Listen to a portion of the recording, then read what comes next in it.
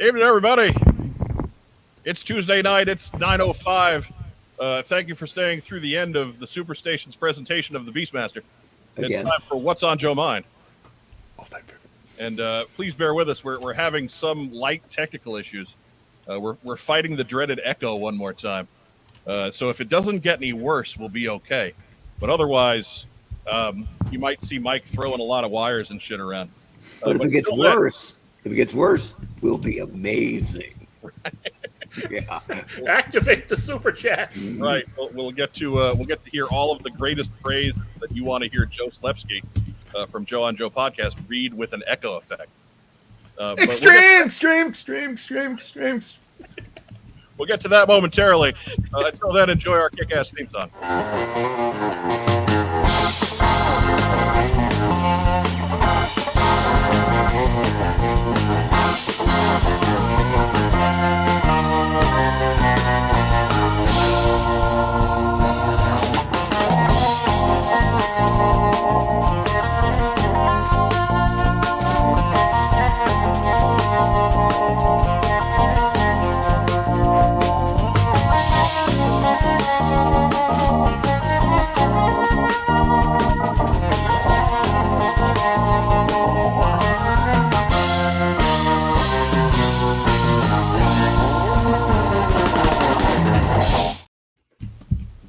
Evening all.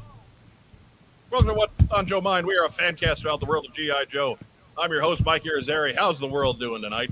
Ooh. Can't wait. All right. Read my tagline. You'll see how I'm doing. Yeah, right? Drop off now. School's out for the summer. One of the best episodes of the Muppet Show ever. But Matt Rubin says we sound okay. The echo might be on our end. Yeah, we're pretty sure that it is. But that doesn't mean that it's not affecting recording and all that other stuff. So the last thing we want is that echo to be on this end and then have the recording that StreamYard sends to YouTube for the lasting, the everlasting copy, have that be something that gets screwed up by audio problems. So Somebody got a boxing match going on? Yeah, it sounds like someone's lightly kicking a door. It might be my kids. I mean, it is summer, so I figured you had them locked up in the basement or something. No, one of them's not home yet. So for those of you who haven't played Emma Bingo before, my 10-pound dog will scream bloody murder at some point in the show when someone who lives here returns home. Right. At some point, isn't that just like the free space on the bingo card? Just worst guard dog ever, right? Not you, though, because she doesn't really like you. No, she'll yell at me, and then when she sees me, she's like, "Oh God, that guy." Oh, it's that one. It's number 4. That's That it. guy who Fourth finances my existence. Fourth round draft pick. That's me. But he's here in the top row. He's the former head of G.I. Joe, former head of marketing for the G.I. Joe brand at Hasbro. It's the Hot Show, Mark Weber. That's right. The once and future king. Yeah, probably not, but whatever. Good to be here. It's always good being on the show, and since I'm always rocking, since I don't have a giant, impressive toy case to put behind me to validate my spot here in front of Mike, since it was Memorial Day this week, we're rocking greatest Sun Devil of them all, Pat Tillman up there. So good to be on the show, rocking that PT-42. There you go. As opposed to PT-40, but still. PT-40's fine, but never went to the Rose Bowl as a Cardinal. Right. They might have played home games at the Rose Bowl. They probably wouldn't have been there at the Cardinal. There you go. But he is of course the greatest lava bear of them all. That's me. Yes, greatest lava bear. Look, man, everybody who went to Arizona State at this point, lava bears. Actually, I know it's not right. I know it's not the case. Yeah. But I am molding all of your team mascots together. They're all lava bears. There was last time I went back, I looked at their wall of fame to find Ryan Longwell, the NFL kicker, because he was, obviously the best athlete to ever come out of Ben High. And I found, I'm going to forget which one it was, either Scott or Eric Stemke, who were twins, and they were shorter than me and 3 years younger than me, but I worked with them at the video store. And one of them was up on the wall of fame, and I'm like, how did Stemke get in the Hall of Fame? Nice enough kid, but little dude, he had like a Purple Heart and a Silver Star. Oh, wow. Right? Like he was a big deal. as far as courage went in combat. So greatest lava bear, not me, but I'm in the discussion. Nobody's upset when you get brought into the chat. Huh? Yeah, it's a short list. Right. In the bottom row, you can see he is beginning his shiftless layabouting in earnest. School is over. Our professional educator, rack time, Rob. Hi, everybody. So the giant stack of comics that you're not caught up on will be done in what day? I don't know. I'm getting a lot caught up. In the mornings as I'm trying not to disturb you, as I hear you trying to fitlessly try to get back to sleep as they're, I don't know, re-roofing or painting or whatever. Right? Yeah, it's we're gonna have to have a talk with the property manager. We can't have a talk with them. I cannot be upset about normal maintenance to make the place where we live better. They have to do it sometime. So I can't be mad about them painting the house, or I can't be mad about them redoing the roof. It's just annoying. But what can you do? Rob, classic little brother move, given big brother move, sorry, given Mike's funky schedule, the second he finally manages to fall asleep, you go right up to him and in his ear go, "I'm Batman." That's too cruel. Do it. I don't wake up. No. No. You're done. No, my shift ends at 8 a.m. and so I'm in my room and unconscious by about 10 after. And the maintenance really doesn't get started in earnest till about 10:30.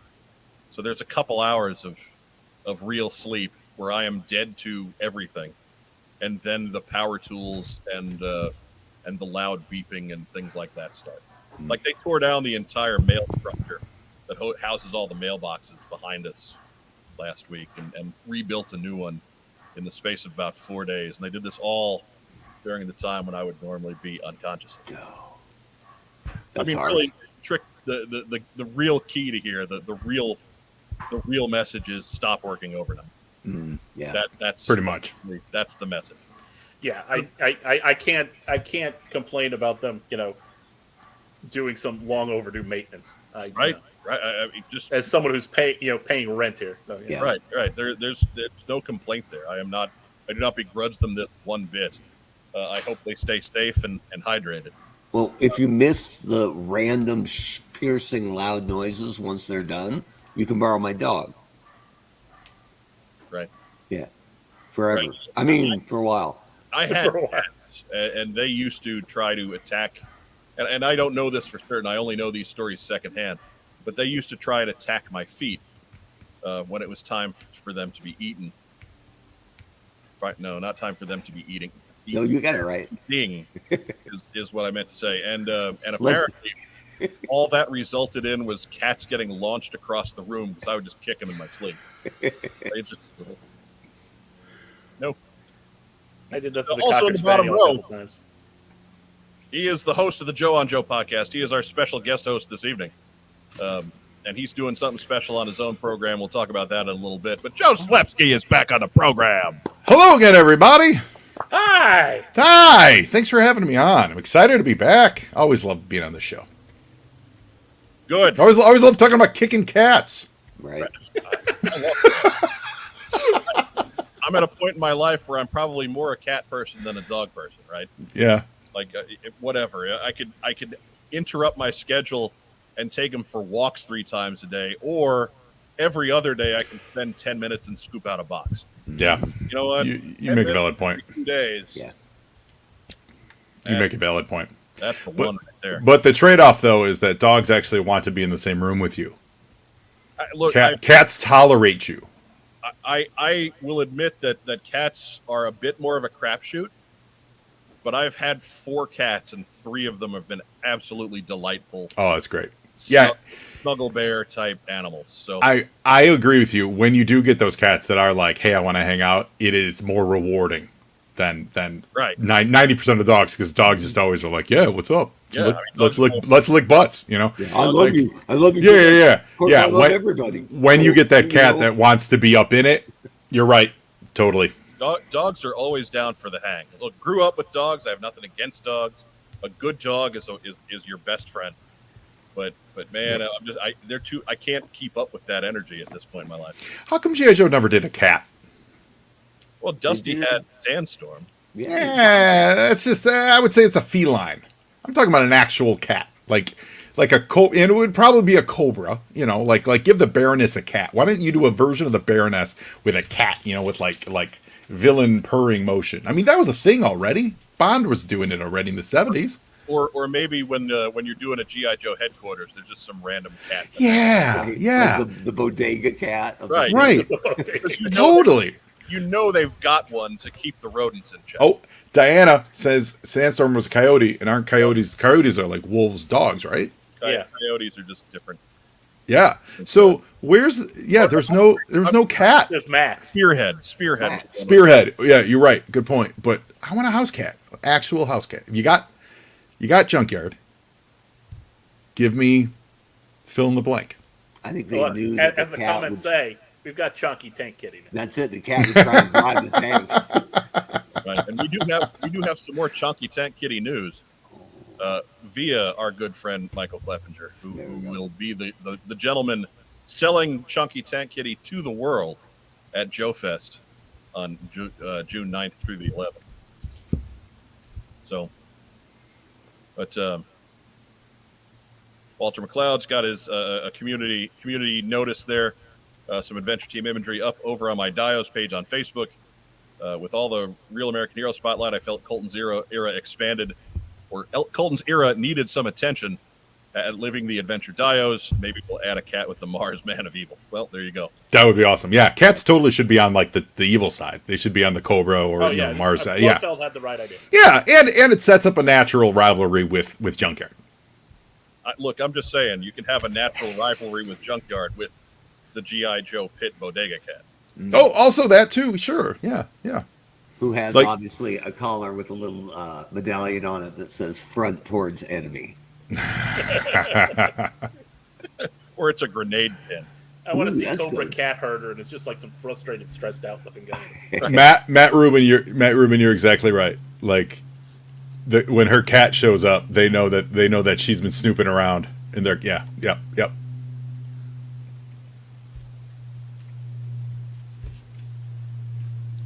There we go. I keep missing the button. You guys are firing comments so fast. But Jeff Butler notes that Synthoid Duke had a natural rivalry with Junkyard. So but he wasn't a cat. It's true. Actually, it was kind of an unnatural rivalry. Right. That was the whole point, wasn't it? We covered that in pretty good depth over on Michael Mercy's channel. Oh, Photo Viper, Outback absolutely needs a raccoon as an animal companion. You're 100% correct there. Codename Trash Panda. Yeah, 100%. But with an opposable thumb, which is rare.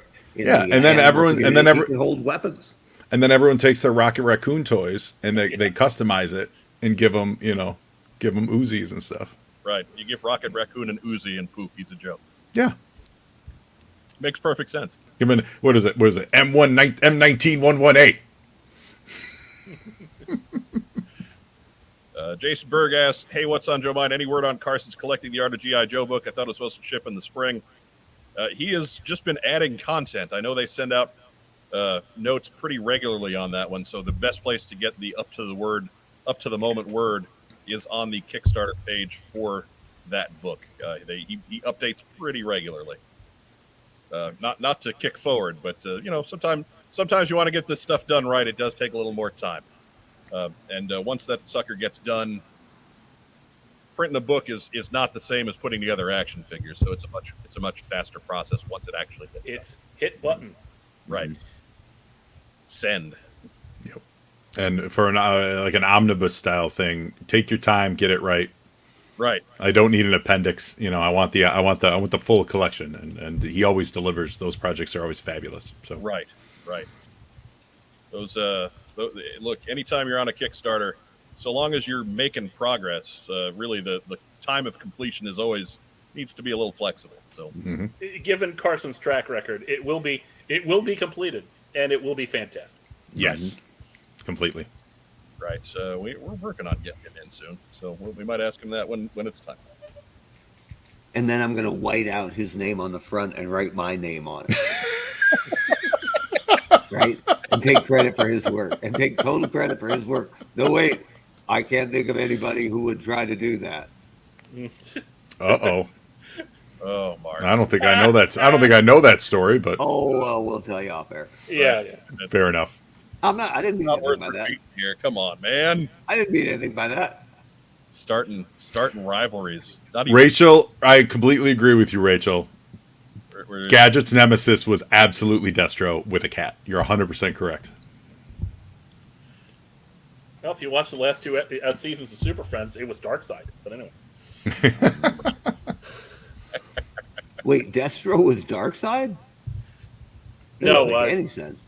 The voice of Dr. Claw was the exact Yeah. same that they used on Super Friends for Darkseid. It was Frank Welker. Oh, okay. And his cat was Calabac. Sure. Sure. Basically, yeah. Basically.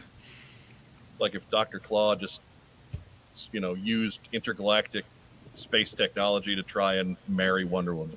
Mm-hmm. With a boom tube No, or something like that. It was a Stargate on Super Friends. Yeah. Well, See? That's not mine. yeah, that's frequent Joe on Joe co-host Shirley Feeney, my Chihuahua mix. I'll mute for a sec. Please continue. Can we go back to the argument about how dogs are better than cats? She's guarding my house, Mark. She's someone had the temerity to walk past the front of my apartment building. Right. The temerity. Right. Die, you person coming home. Is your friend Colin in the cat house tonight, Mark? Or No, he was around here somewhere, but I'm not sure where he.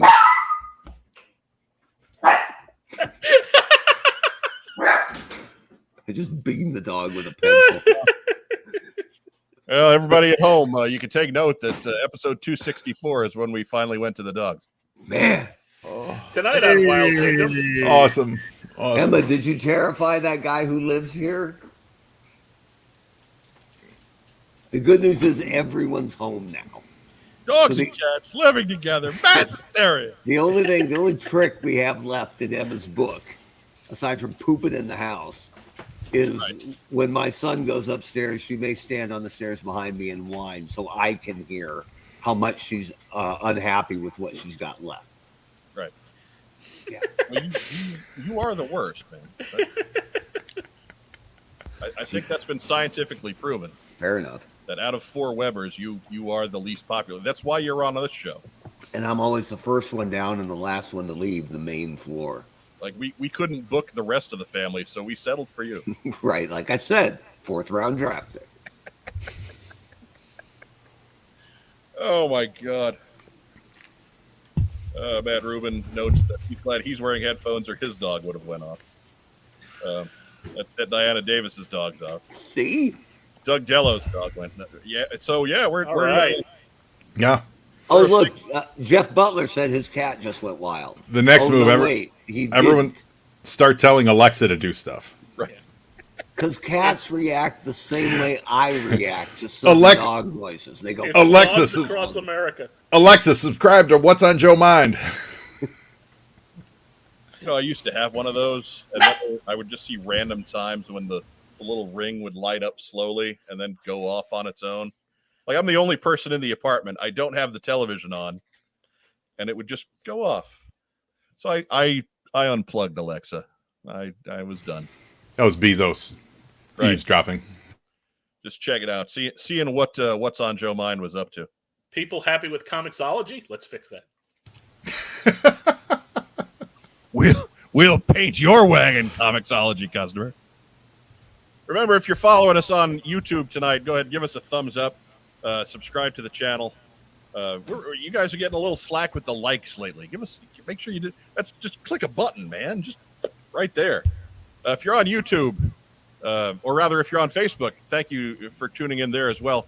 Go ahead, give us a thumbs up, give us a heart, give us a little huggy guy. We do love little huggy guy. Those are the things that drive the algorithms wild over there. We have a number of little huggy guys already. And of course, if you're listening to us at home via Podbean or Apple Podcasts or Stitcher or wherever your fine podcasts are gathered, go ahead and leave us a review. Give us something over there. We haven't had any of those in a while. help stir the engines there. We have a good number of folks who only subscribe via audio, and so still, even after all the time we've been on YouTube now. It really helps.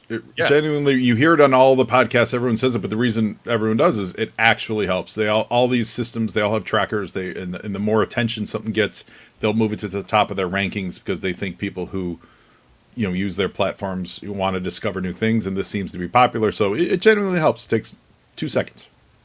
Yeah, David Allen says I sound like I'm in a stadium. I say that's because I am audio dynamite. Mm-hmm. Now batting. Photo Viper says he hit like, but only because he wanted to. Well, good. We're glad. Yeah. I'm just saying. Hate the peer pressure. We have folks who show up every week and like us every week, and then don't hit that button. That is madness. Mm-hmm. Madness. You see all those likes out there?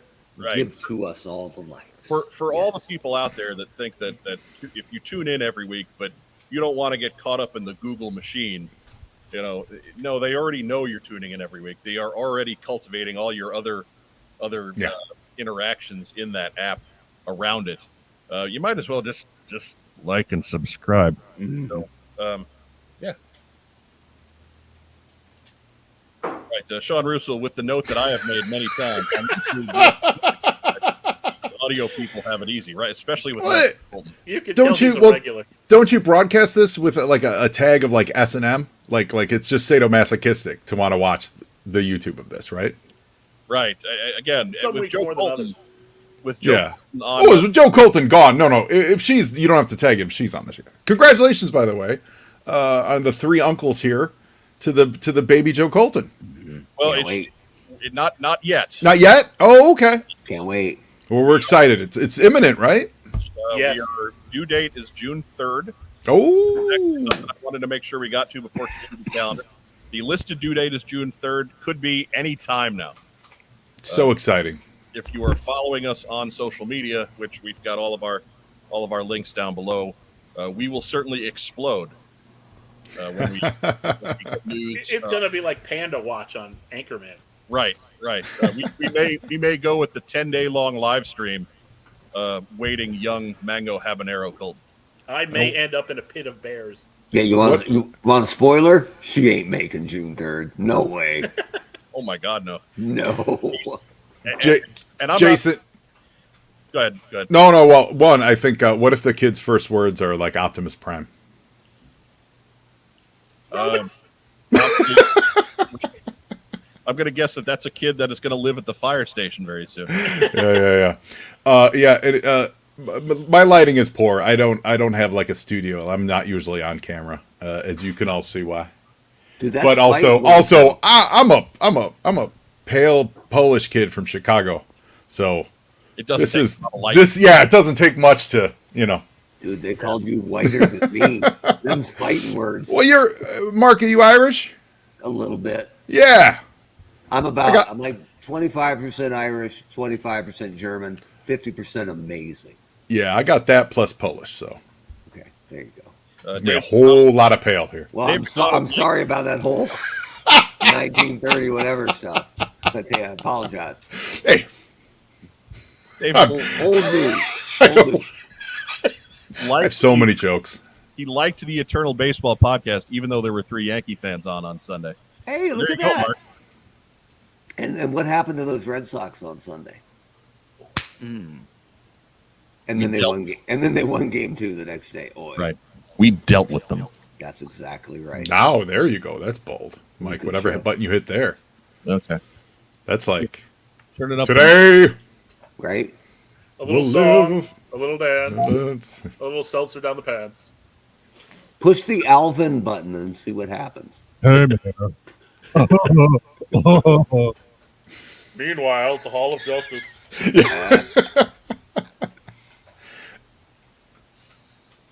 I don't know if you were familiar with the audio only days, but I used to do Ted Baxter as a bit. From a submarine that you're currently in? Yeah. Yeah. Oh, Ted Baxter. I mean, Ted Baxter is awesome. We're working on it. That's better. Yeah. All right. We're gonna go with it. I'm catching my own echo, so we'll see. at some Tonight point. we have Mike read stuff. Right.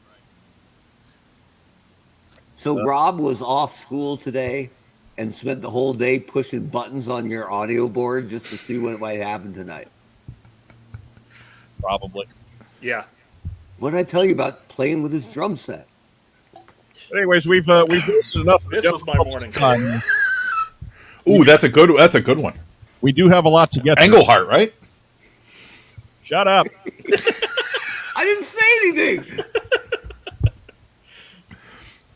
Oh, I just got unplugged. Uh-oh. We may have to go to an episode of F Troop. Man, There was a Beastmaster 2 Oh, I love Beastmaster. and 3. We watched an episode of Bosom Buddies the other day, and they must have lost the rights to the Billy Joel song in the beginning. Oh, okay. And whatever replacement song changes the whole vibe of the show. It was not as enjoyable. Yeah. I mean, I know he did not sing the actual theme song. Yeah. But just, it sets But it the was mood. his song. It was shocking. It came on, and Toilet Teal and I were like, what? This isn't, It's like when you watch old WWF videos or random territory videos and they don't have the rights to the music anymore. Yeah, And they just dub in something random and terrible. If my mic's hotter, I can turn that down. I mean, I can't turn this down, Right. but I can There's turn no the way. mic down. Yeah, I can turn the mic down. This is just me. He's just having trouble modulating the sound. Yeah. Of the voice. Are you making fun of me because I don't know how to modulate the sound of my voice? It's a real thing, Tina. Love that, man. He's in the Barbie movie. We saw the trailer for the new trailer for the Barbie movie. I didn't know Will Ferrell was in it. He's in it. I think he's the bad guy or something in it. He's always the best when he's just around for like 3 or 4 scenes just to steal the entire movie. Yeah. Right? I can't. I love yeah, Will he's Ferrell. the best. I'm a big he's fan. better in small bits. Yeah. I can't wait for that Barbie movie. Looks amazing. Yeah. It'll probably be a really good time. I hope so. I don't like Orange Cassidy though, so I don't get that reference. it's a Ryan Gosling looking wrestler who's terrible. Oh.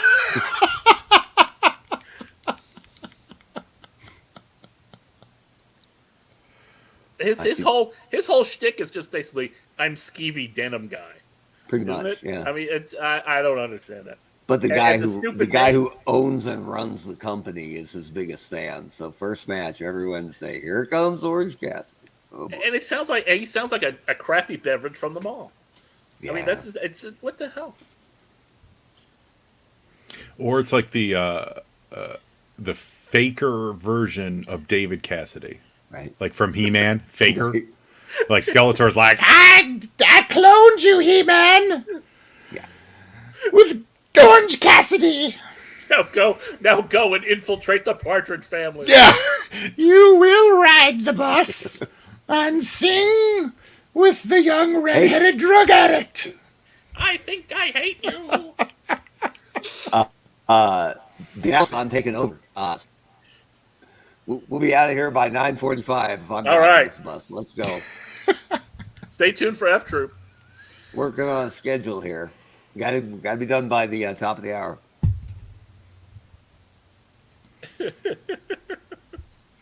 So we had here in Barrington, we have a Memorial Day parade that goes right down our street. It's a pretty good parade. Not great, but pretty good. And years ago, it was the best thing ever. Derek, my son, is a fantastic soccer player, but was a non-focused baseball player. So when they tried to play him in the infield and line drives whizzed right past his head with no discernible reaction, they thought, yeah, right field's probably the best place for you. But he was on a little league team that was marching in the parade, and he got dog sick with the stomach flu. This is like 10 years ago. And so poor Derek was sitting on our front porch wearing the uniform he would have marched in and just sitting there sick as a dog. Next to a bucket. Pretty much. And the parade was coming by, and then his team came by, and he waved to them, and they saw him, and they were handing out like bad candy, right? It's all stuff that can't melt, so it's all Mung. Tootsie Rolls. We called that Mung. Yeah, Dum Dums and What's nothing. Mung, man? You know what Nothing. Mung is. You know what Mung. It's the orange and brown candies, the wax wrapper ones. Yeah, Just that's nothing that Mung. can melt, right? Yeah, But they saw Derek and they were happy to see him, and they happened to be armed with Jolly Ranchers. And did I mention they were a little league team, right? So all of a sudden, like 18 kids just start pelting my house with Jolly Ranchers. Ooh. We were fine. I found some like 3 years later. Oh, and that had to be a Outside, right? sticky on the house, like in the gutters and stuff like that. That had to be a sticky mess. It was like they meant well, and it was funny when we started, but then all of a sudden those hurt, man. You get hit by a Jolly Rancher at full speed. Pow, pow, pow. All right, we're back. Hey, look at this.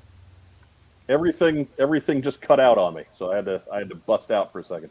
I took over because I've done fill-in host work before, Right. and we just wrapped up the news. So what'd you Yeah. get in, Mike? That good, huh? Oh, yeah. You didn't even have control of the slides. We discussed where the G.I. Joe comic book's going. We discussed we the did- next we G.I. did Joe this movie. Yeah, we did It's all this been already. covered. It's all We been did covered. this. Hey, it's time for community calendar. Woohoo!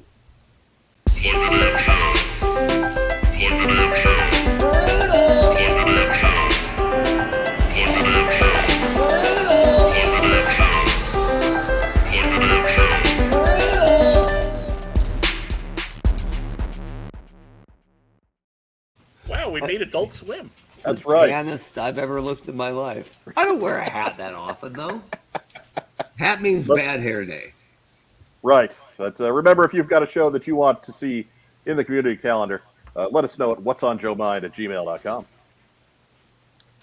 And so first up, you saw the title already. Joe Fest is coming up June 9th through the 11th in Augusta, Georgia. That is the Augusta Toy and Comic Con, if you're searching for it online, also known as Joe Fest. Other guests, along with Larry Hama, Brian Atkins, Robert Atkins, Chad Barris, Lisa Raggio, Adam Riches, Sergeant Slaughter, Keone Young, many, many more of your favorite guest vendors and toy makers from the assorted worlds of geekery and daring do. Joe Slepsky, you making the trip? No. I just got back from a personal vacation, so this was not in my cards. But I do want to make it one year. It's just actually, you know what? Maybe next year. Every year I usually have something around this time, so it's always rough. It's always rough for me to do a back-to-back trip, but I think maybe next year. That's all right. So, yep, that is not this weekend, but next. So be sure to check that out. If you're anywhere close to the area, get your tickets online. I believe it's joefestusa.com. You can get all the details on their Facebook page, too. So that's probably the best place to go for up to the date details. A non-psychedelic community. How much less do you have to have for it to be non-psychedelic? Good Lord. Anyways, next up. That same weekend on the 10th is the Maryland Toy Expo at the Maryland State Fairgrounds in Timonium, Maryland. That is from 10 to 5. $10 gets you in the door. $15 will get you in 2 hours early for VIP. Kids 10 and under are free. Tickets and information are available at marylandtoyexpo.com. They've got several guests there as well, including, as far as we're concerned, Laura Lester, the voice of Barbecue from Sunbuck, will be at the show on the June 10th. He is also perhaps best known as Robin and Nightwing from Batman the Animated Series in its various forms. Mm-hmm.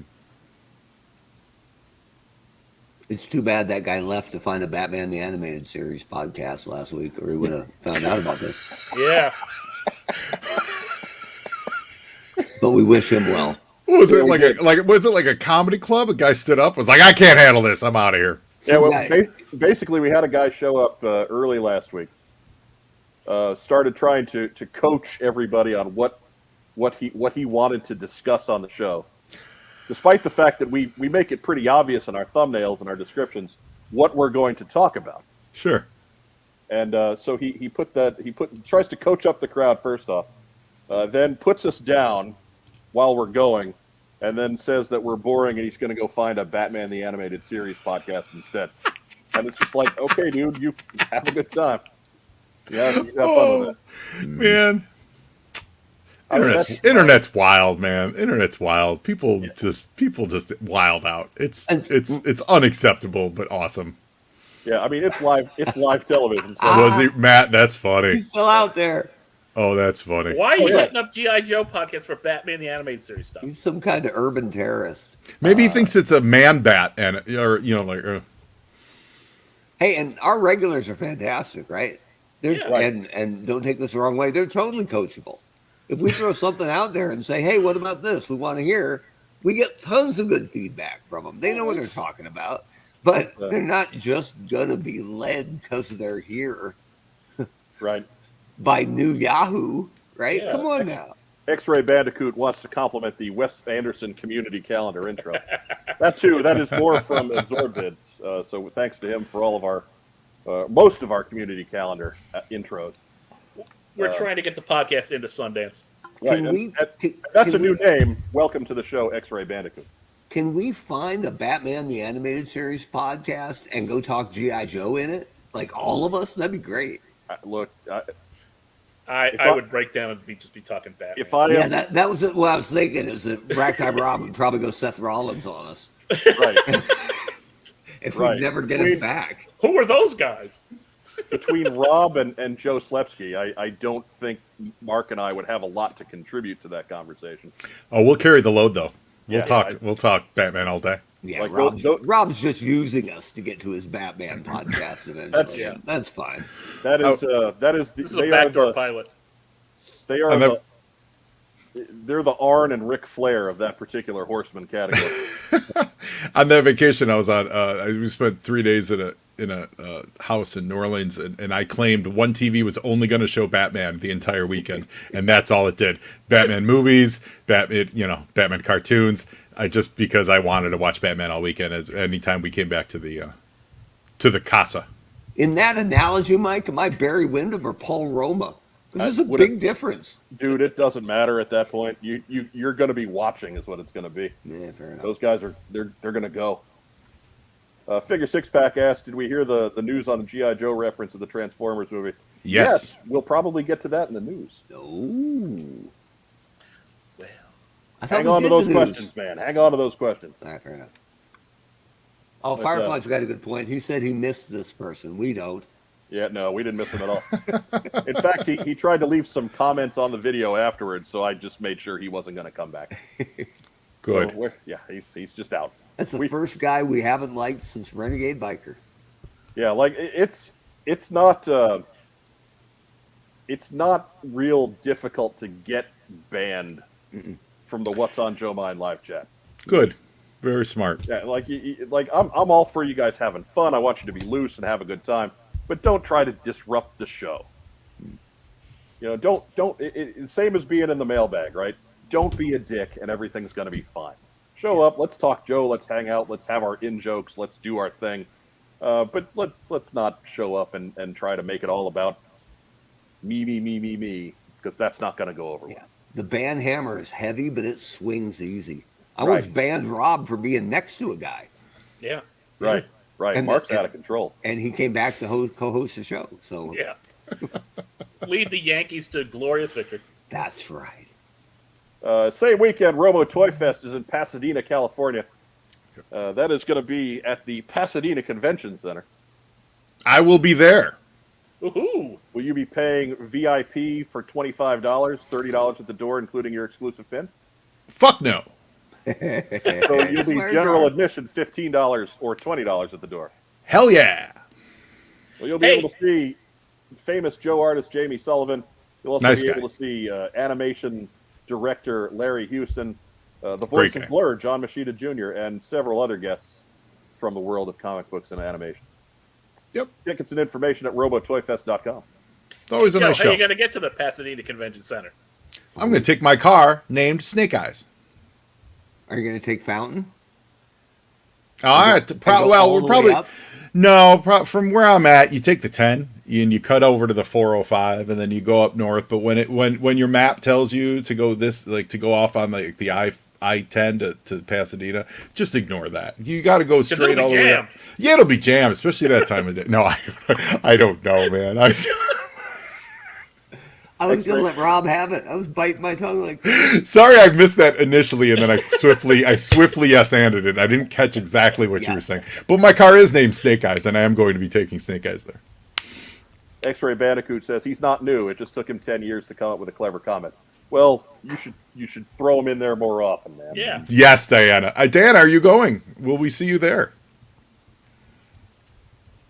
She says you take the 134 and get off on Colorado. That'll take you to Rancho Cucamonga. And that is also Phil Donnelly's neighborhood. He is normally in the guest chair, but we kicked him out for Joe tonight. Yeah, we're going to let Phil stay, but we're going to ban him from Disneyland. What do you think about that? My Right. God. Phil does have a new video up on Articulated Points, all about his adventures at Disneyland, where he broke stuff. So be sure to check that out on the Articulated Points channel. So he is when we're done banned here from tonight. Disney. So he is banned. Yep. Diana, I believe it's on Sunday. That I'll is be going. Sunday. I'll be going Sunday. Yeah, I'll be there on Sunday. Yeah, June 11th is Sunday. I dared Sunday. Phil get handsy with a cast member and see what happens. Man, we He got a lot does, of but it's stuff normally going on goofy. tonight. Feels like Right. I'm the only one here. Ooh. I'll give out free hugs, Bart. It's on, baby. Did COVID's you guys over. see that? Hugs for everybody. The three of you turned into just swirling things, and it was just me. Like my fiendish plan had finally come to fruition. No, but you were breaking up really Yeah, bad. no, you broke What? up. It was your connection that went out. You Yeah. can't break up with me. We just did.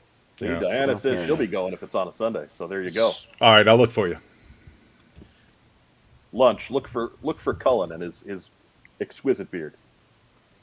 And by and large, the modern or recent Joe artists, just because I don't know, they haven't met, haven't had interactions with more of the vintage crew, they're all great guys. But Jamie Sullivan is got to be top of the list. Super. Just a fantastic guy. So Yep. treat him good. He deserves it. Yeah. Right, He had, five he had a really. He was great on a panel at. I was the last big con I went to. It was LA Comic Con or something like that. But it was the G.I. Joe panel. But he was on there with Larry Houston and really, really great stuff. They really do nail it down for that West Coast circuit, don't they? The G.I. Joe panels and stuff. Yeah, there's always a lot of great Joe content. There really is. All right. But yes, Diana Davis is Cullen is easier to see in a crowd. He's the one that looks like the Green Arrow. Nice. And we're talking the real Green Arrow, the comic book Green Arrow. I know what you meant. Not that Nancy Boy television Green Arrow. That The guy man that guy who could kick in the door and kick my tail in less than 4 minutes. Am I back for my technical difficulties yet? Yeah, but I like the banner. I just like using the toys. I'm gonna go play some Careless sound effects Whisper now. for 5 seconds. No, I took that out so it wouldn't happen. You took the sharp thing away from me. But, that was a good idea right there. That got me some points at Family Feud. There we go. Edwin Diaz. I'm done playing with toys now.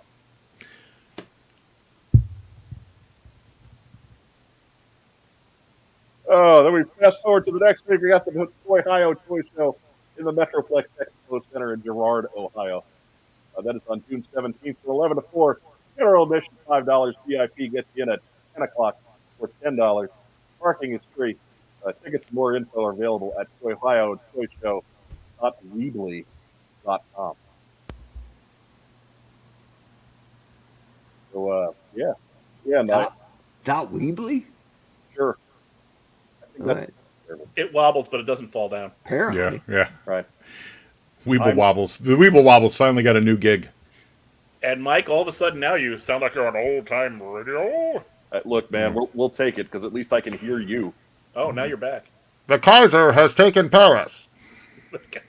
The Kaiser never got to Paris. I don't know. Fuck do I know? And the Hindenburg has exploded into flames. Yeah. Oh my my God! goodness. Oh, my God. Oh, Germany has declared war on the Joneses.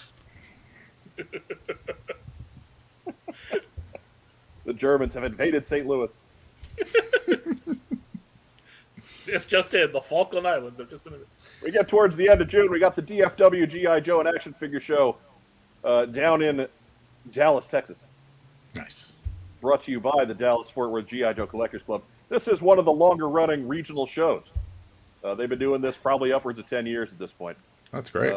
Best place we can point you for details on this one, head to their Facebook page. This is literally the banner off of their Facebook page. Check out DFW GI Joe Collectors Club, and that should point you to both the event and any details they may have on the show coming up. So Phil likes to. Glad that we're all using the height of technology to string in a can. We're going to come back to that, just like records came back. Sure. Right? Look, man, we got to improvise on the fly sometimes. This is what happens. Sometimes you get Mike with earbuds, and that's just one of the things we're going to have to live with. Sometimes you get ear with Mike buds. Mm. Sometimes you get Rob with milk duds. You never know. Man, I haven't had a milk dud in I don't know how long. I'm telling you, man. It's good stuff. Joe Slevsky, your thoughts on milk duds? Chalky. Ooh. Too chalky for my taste. I mean, I've You got enjoyed milk duds. I've enjoyed a few in my day. Don't get me wrong, but I was never a huge fan. Too. I can't do Well, it. you're thinking of Whoppers. Oh, maybe I am. Milk duds are the little caramel things with the thick chocolate coating. Oh, well then, no, those are good. Yeah, you're right. I am thinking of Whoppers. Yeah. As I get older, though, with more paraphernalia up in the dental region, milk duds are tooth killers. Right. I think I'm done with the milk duds. Not their fault. It's not them. It's me. Cheapest Big Spender wants to know the important questions. Free parking and what famous statue is there? We will have to get back to you. I am pretty sure parking is free. But and as far as famous statues go, we will have to go to our team on the ground and find out. Probably That'd be- Tom Landry. Yeah, or Staubach or Aikman or Right. Maybe even Craig Morton. Hank Hill. not Romo though. He dropped a lot of stuff. He sure did. Anyways. The pride of Eastern Illinois University. That's right. I made a college figure of Romo when I was at McFarland. Sold that in stores, Eastern Illinois. I went to U of I, and my friends all went to Eastern, so they certainly tooted Eastern. Look, he's going to the Hall of Fame, so it can't be that bad, right? Oof. I remember his playoff win. Look, man, when he hung him up, he was 10th all time in passing yardage. He's going to the Hall of Fame. We're not putting him on the Mount Rushmore of quarterbacks or anything. No. But he's going to the Hall of Fame. He had a fine career for sure. Absolutely. Yeah, absolutely. Dude, he had a better post career. How much money he makes calling games? Good Lord. I mean, perhaps the greatest undrafted quarterback in league history. Mm-hmm. Anyways, Doug Dello says parking is free. Not sure if there's a statue. He'll check it out. We expect that report before the showtime. Please, Doug, we're counting on you. So Doug does Dallas? Doug, we just need you to know we're all counting on you. Terrible movie. Doug does down. Depends on your audience. All right, I'm taking it down now. Now that somebody's pointed it out to me, I can't stop looking at it, so I got to take it down. Looking at what? Exactly. Exactly. And then, of course, the Ohio Toy and Comic Show is back Sunday, June 25th, at their new location, the Hilton Garden Inn in Dayton/Beaver Creek. That is Dayton, Ohio, for the mailing address. $5 admission. Kids are free. Parking is abundant and also free. If you're anywhere in the area, if we know one thing about our friends at Roma Collectibles, they know how to put together a freaking fantastic G.I. Joe dealer room. And the Ohio Toy and Comic Show, it's been gone for a couple of years because of the shutdown and COVID. It is back, and it will be absolutely glorious. So get yourself out there and pick up some stuff. I've got in-laws in Dayton. Maybe I'll ask them to go pick me up something. You're not going to just crash on their couch and show up, Joe? Come on. Not to Dayton. Have you been to Dayton? I've been Yes. to Dayton. No, I'm I've just been to kidding. Dayton Dayton's fine. within a few weeks. Dayton's fine. I've been to Dayton a lot. It's great. I was in Dayton a couple weeks ago. Come on, man. But, yeah. No, absolutely. Big friends of the show at Roma Collectibles. We want to make sure they do well with this one. Mm-hmm. And that's it for Community Calendar this time around. It's summertime. These are starting to get full. I gotta find It's good. Right, absolutely. We need it after the last couple summers. Brutal chest cut.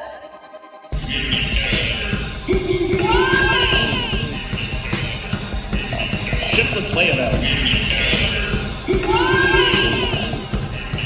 Shipless layabout.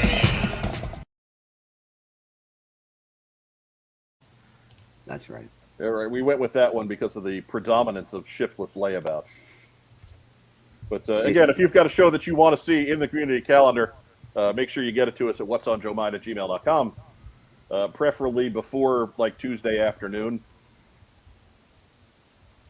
Fair enough. It is yeah. shiftless layabout season. Yes, it is. Right. Right, but he can't help with that stuff. He's terrible with the computer prep stuff. And you know what the sad thing is at work? Everyone looks to me for computer stuff. Exactly, you're the one they call. Yeah. Can you fix this? And yet somehow, and I figure it out. I mean, that's the even scarier part. It takes my particular C- set of PowerPoint skills to make What's on Joe Mind go. That's Who was the guy who figured out how to make Canvas work for online, learning? right. There it is. Right. Why does Phil feel that was directed at him? I don't know. It's not always about you, Phil. Cheapest Big Spender says, if it ain't cheap, I ain't spending big, and that makes perfect sense. Yeah, given the name, yeah. Gotta have standards. But what do you say? We wasted enough of the people's time with our banter. It's time for the news.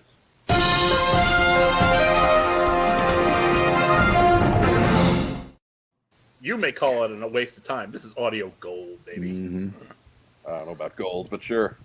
Silver, maybe bronze. But first off, we've got a note from the community. But our good friend Frank Shaw, longtime listener of the show, over on his channel, Snake Eyes Declassified, coming soon will be a CGI adaptation of Silent Interlude, the classic story from G.I. Joe number 21. Awesome. Animated by Frank himself. This stuff is hard, folks. So let's give Frank some support. Check out his channel, and let's see this project through when it's completed and posted. It sounds great. Best part about that, doesn't have to record voices. Yeah. Right. just sound effects. Clang. Yeah, exactly. Yeah. Right. It's as I was the voice of Snake Eyes back on the Sunbow days. Congratulations. No less than Bill Ratner said that my voice was uncommonly mature for an 8-year-old performer. On the good days, he'd get to double up his Grand Slam. Like Wally Burr always said, you had to be able to do 3 voices, and that was 2 for me right there. Child labor laws said that I couldn't do the 3rd. Just as well the 3rd was Grover. Anyway. Near. Next news item. Boo! Hey, Legends of the Hidden Force is still going. That's right. They've rebooted. They're 70% funded. They're open for a few more weeks to collect more fundage. So be sure to check that out. We did just record something with Darren to rehash the updated campaign, and we'll have that out for you very shortly. It'll be the next special edition later this week. So be sure if you're on the fence, that's going to be a good place to check out and find out if this is for you. But we did cover the basics on the original campaign back a few weeks ago, and all the figures are still the same. So at least if you're looking for specific figures, you want to see what they look like, you're still going to be able to check out those images there, and then we'll have updated campaign information for you later this week. But please, at the very least, head over to Kickstarter at some point, check out Legend of the Hidden Force, and let's help get this one funded. Very attainable goal. Looks like they're going to get there, and then we got lots of stretch goals. So let's keep looking and check that one out. Like my boy Raiju there, the Gradient Evil Ninja. That's right. Let's unlock that guy because he's my favorite. Everybody's going to love the thumbnail for Special Edition 84. Or is it 83? I don't remember. I'm checking that now because that's an important detail. Yeah, I was told there would be no math. You want to see a magic trick? Watch this. I just made my son disappear. This 84 will be special edition 84 will be coming your way. Legends of the Hidden Force later this week. And special edition 85, we add ball joint necks. Yeah, all right. It's gonna be a good show. Next news item. Do. Yeah. So also on Kickstarter, we've got Bob Brecken's book, My Palatoy Story, Oh, cool. with visuals by our good friend Brian Hickey. Bob Brecken was the toy designer for Palatoy, the entire boys' toy line, back in the late 70s, early 80s. He has a wealth of knowledge and stories about everything that went on at the factories back in the day. And he is also the nicest man alive. So this one's funding through June 18th. It is a little better than halfway through at this point. Things look good, so let's continue to spread the word. If you've got any kind of interest in G.I. Joe, Star Wars, Walter McLeod asks, is he the Robo Skull creator? Yes, he is. Action Force, all that stuff that Palatoy was pushing out late 70s, early 80s. He knew about it, and he still knows about it. And again, just the nicest guy you could possibly meet. So let's get over it and support that project with all of our little hearts, and get that book on our coffee tables. Support nice people. Support nice people. And us. And us, yeah. And also, and us. Also the gang here at What's on Joe Mind, but support nice people. Support nice people too. That's how we try to work around that. We try and gather the support for the nice people. So just like it goes through us, so we look better by comparison. Awesome. Look, you get points for doing nice things for nice people. I You guess. found enough halos to get good lighting. I guess. To make us look better by comparison. That's it. We're awful. Awful entertaining. I hope you're prepared for what being associated with us will do to your reputation, Joe. Yeah. Can't get any worse. Right? Yeah. There's a reason I had to leave Chicago. I had to get out of that area. Yeah, when I was there last week, I was under an alias.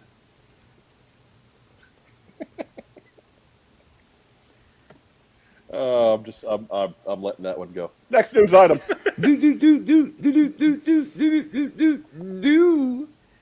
Hey, there was some news on the G.I. Joe movie front.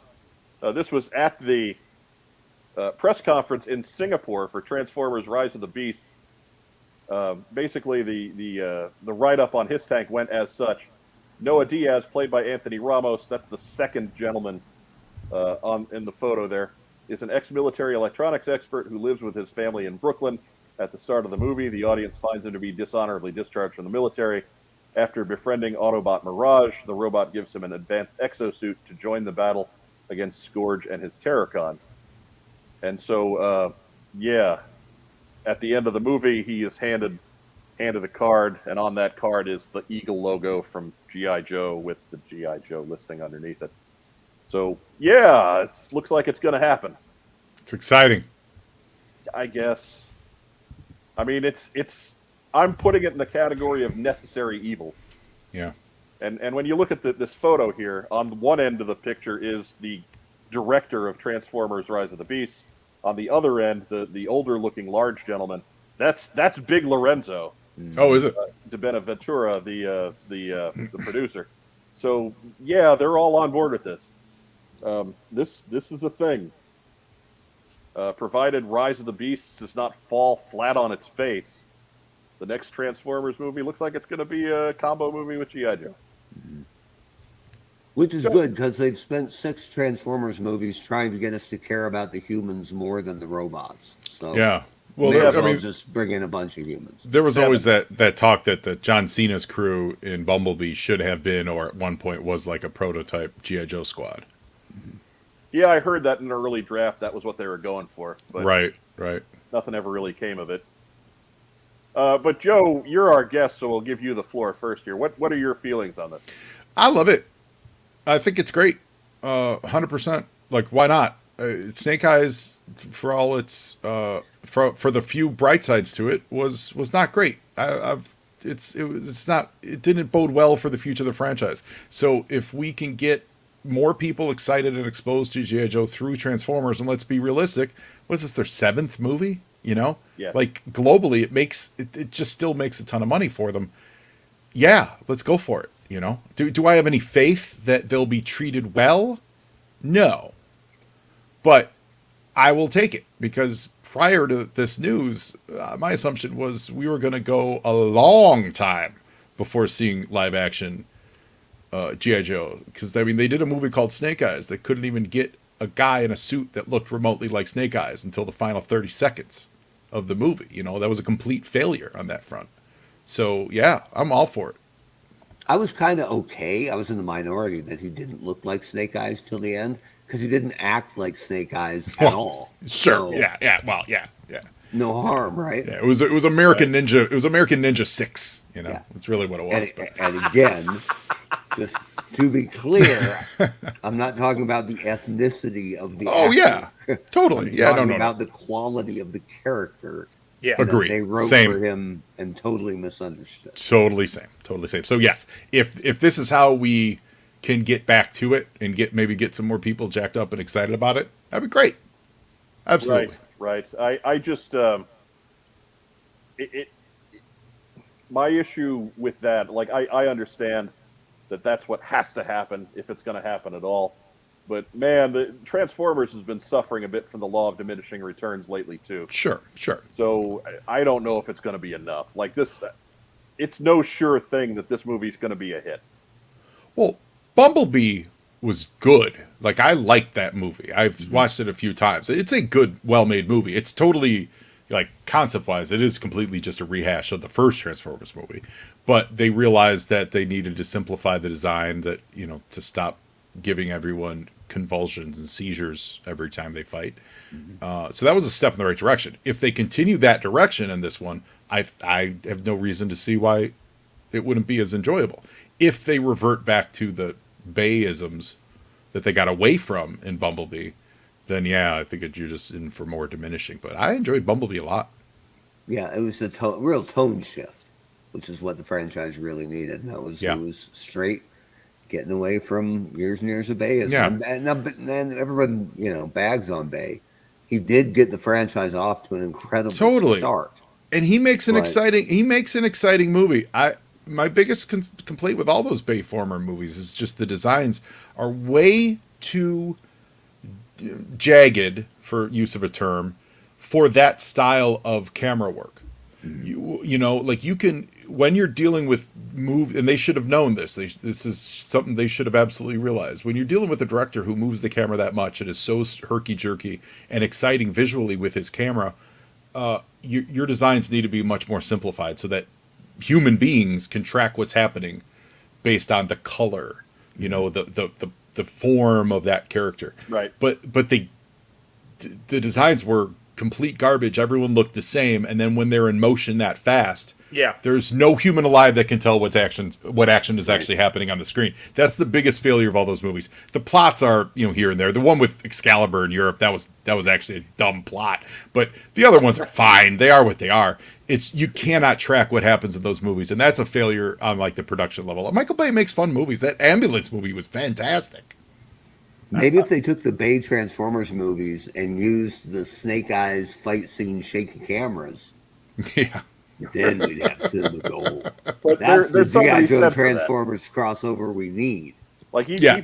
even the I'll give credit where it's due. Like in the second Transformers movie, very early on, you see Sideswipe in action, Yeah. and it's this night scene. It's one of the few fight scenes that worked. Yeah. And it was mostly because he was this bright silver robot Yep. in this dark sequence, and you always knew what he had going on. Yep. And Yep. so that scene worked pretty well, despite being real herky-jerky and all over the place. You still knew what was happening all the time because at least you could tell where the robot is and what the Yeah. robot is doing because he was just brightly Yeah, glowing. your eyes can track it. It got way too far for humans to track. And Diana, you are 100% correct. he is not great with with handling the feminine gaze in his films. I agree 100%. You know, I'm talking more the Transformer plots and how he handled the robots. Yeah, a lot of that stuff was, you know. But Mike, that sideswipe It ain't great. That sideswipe scene for diehard Transformer fans, to see classic sideswipe in silver with his sword arms and his rollerblade wheels. I mean, just straight out of G1. Right. Look, I'm a sideswipe guy, right? And so, but it was a cool scene. Oh yeah. Even if that robot was somebody I didn't really recognize. Yeah. Like I'll give credit where it's due. Categorizing that robot as sideswipe was not necessarily a bad call either, because you'd figure that somebody named Sideswipe would have something to do with blades. Yep. Like as much as I love G1 Sideswipe, his name's kind of a misnomer for what he does, right? He's a dude with pile drivers and a rocket pack. That's nothing to do with sideswiping anything. But some dude with blades who's always on wheels moving real fast. Yeah. Not bad. Yeah. I can't wait to see this new movie, not because I'm such a Beast Force fan, but I can't wait to see Mirage looking like Jazz all movie. Right. The first trailer I saw was like, didn't they kill Jazz? I'm like, cool, Jazz is back. Oh, no, they just took... Yeah. And it's going to sound like he's ordering a breakfast crunch thingy. Right. Exactly. Oh, his name's Peter. He likes to keep it simple. You know, RC is going to be all over him by the end of the movie because Pete Davidson has some kind of hypnotic magic. Yeah, none of us understand. RC looks great in the trailers. Like they nailed her look. Yeah, she really looks awesome. But look what they did to my boy Wheeljack. Oh, I don't know if I saw what they did to him. You saw him, you just didn't recognize him. Oh yeah, there's nothing recognizable about him. Make a new character and give him a new name. There's nothing wrong with that. Don't bastardize something. Fans, who are you doing that for?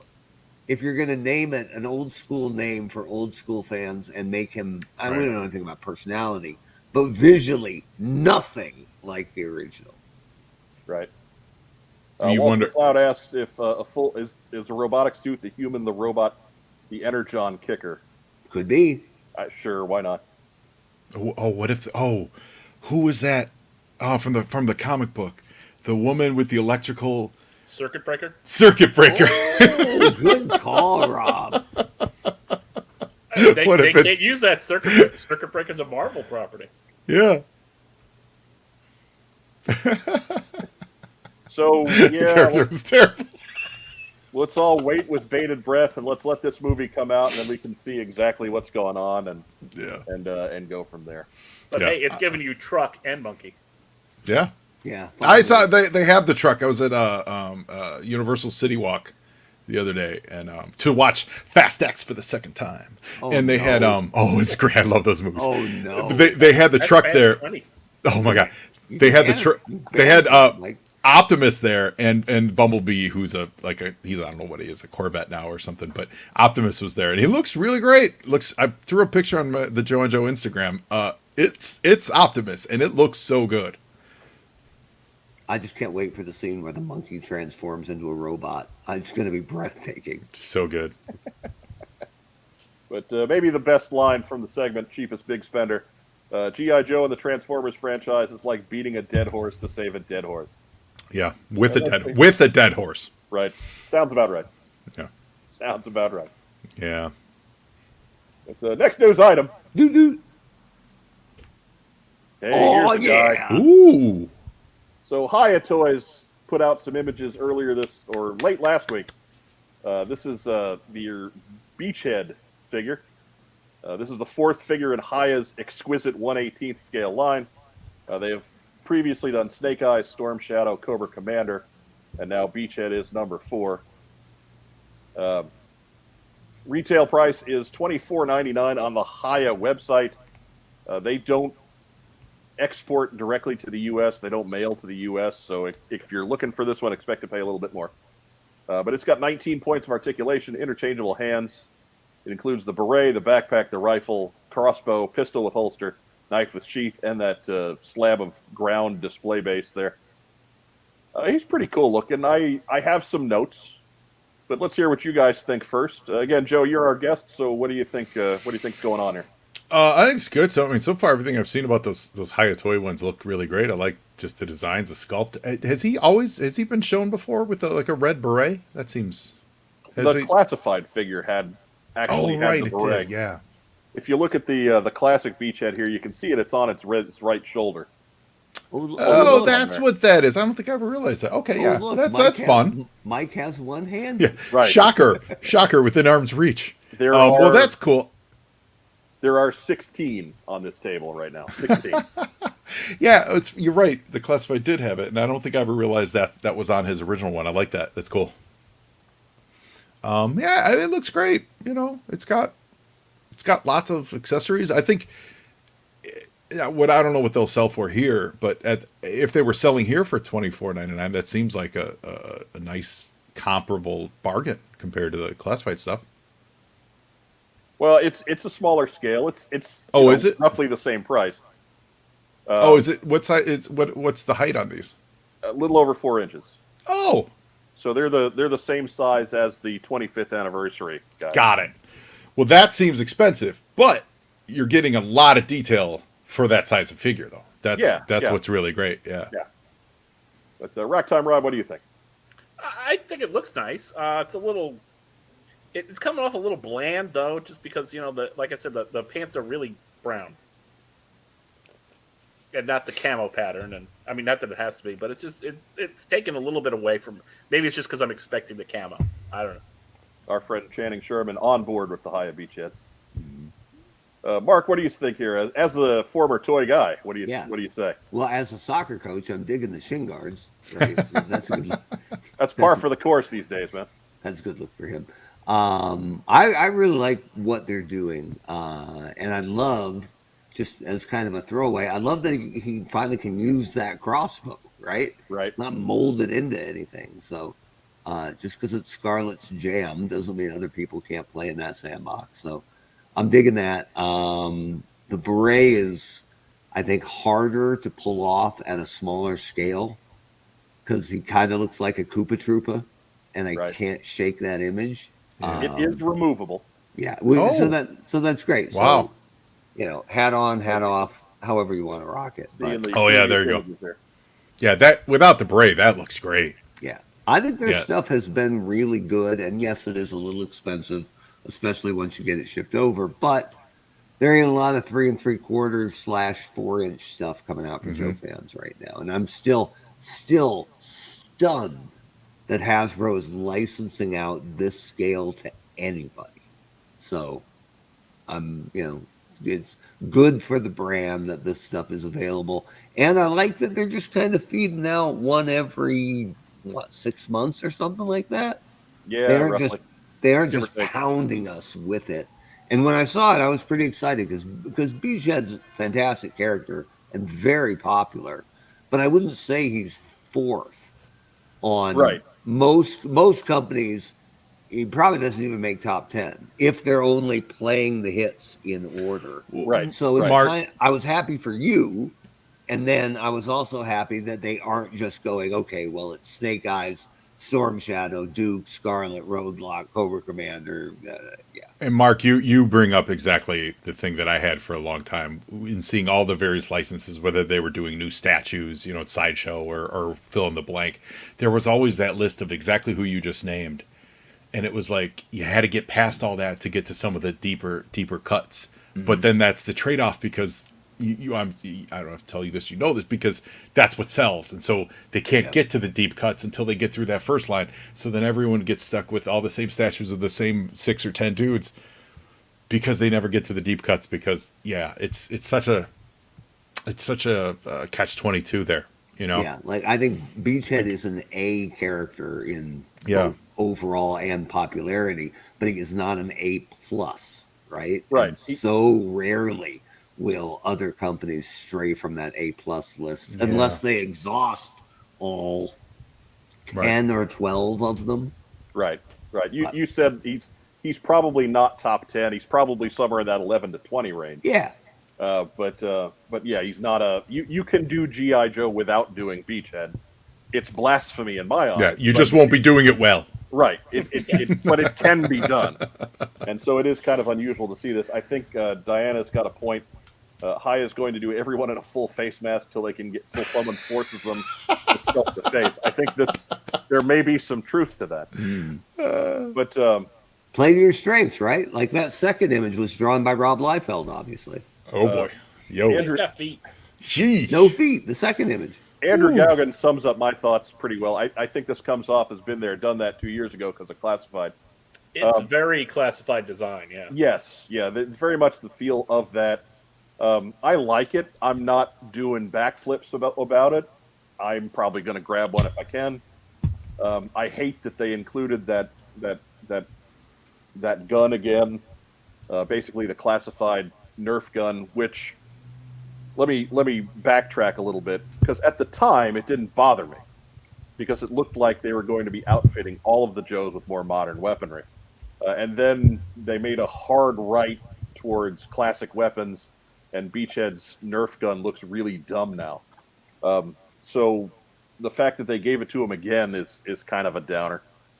But you know, whatever. I'm sure at 1/18th scale, I'm sure we can find something else to go in his hand that'll look good.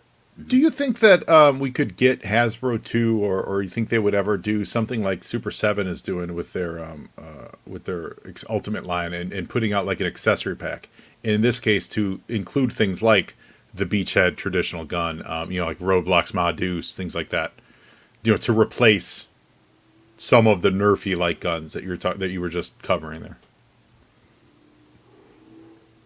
Maybe. I think they've got a real problem just selling a package of guns, right? Like I think. Well, you know, accessories, helmets, right? You know, right. Like they used to do in the old days. If it comes with a G.I. Joe in a box and you can not have it in the window of that box, I think they're much more liable to do it than just a bunch of guns by themselves, if that makes any sense. Sure. I think that's a tougher sell, given the climate of things today. Well, Sean Russo wants to know, is he thick in the crotch? He appears to be. Either that or only when Mike's in the room. Either that or pre-broken. I mean, right? I mean, judge for yourself. I'm not here to. We know Mike's thick in the crotch right now. I mean, I'm not here to put my tastes on you, Sean. So you decide for yourself if he's thick enough in the crotch.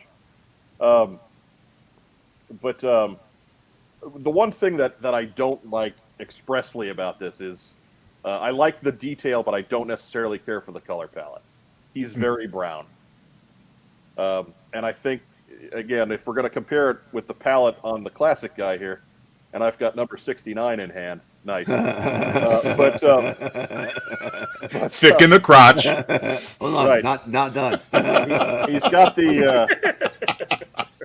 he's got that gray element from the ammo pouches there, the ammo clips in his vest. Yeah. And I think if they had gone with more of gray details like that color, like he's got on his arms and on his mask, I think that would have worked better than the brown in the vest. I agree. Right now, it kind of looks like he's an armored guy in overalls, and that doesn't really work. With weird opera gloves. Yeah, well, I mean, you get what you get. That seems to be what they're going for. He's Opera the fourth. gloves? He's the fourth guy in the line with opera gloves. So, whatever. They've done 4 guys. So, Nick Adams is excited for this Beachhead. He just ordered the other 3 Haya figures yesterday. So there you go. There's a fan. It's great. I think it's a great line. Is it? Someone said that might be like $40 to $50. Is that the price point on these? Like from Big Bad? Or? On the site, it's $24.99. I did not get a chance to check it out in other places. Yeah. But I think when it's all said and done, it usually comes out about $40. Oof. But if you're only buying one, that's fine. That's. I mean, that's the same price we paid for that model kit, which was really cool. But then you put it together, and But that's the Same bummer thing. about them coming out staggered almost 6 months, is you can't just buy, unless there's a lot of leftover stock, you can't buy 4 and ship them together. Right. So Right. Lilith 1978 wishes he had his camo pants and submachine gun. And that's a new name there. Welcome to the show. That gun does look a little bit less nerfy at the smaller scale, Yeah, it just I don't know. but There's it's something still about it. I don't. very similar. Something I about wish it. I don't had like. his camo pants. Just saying.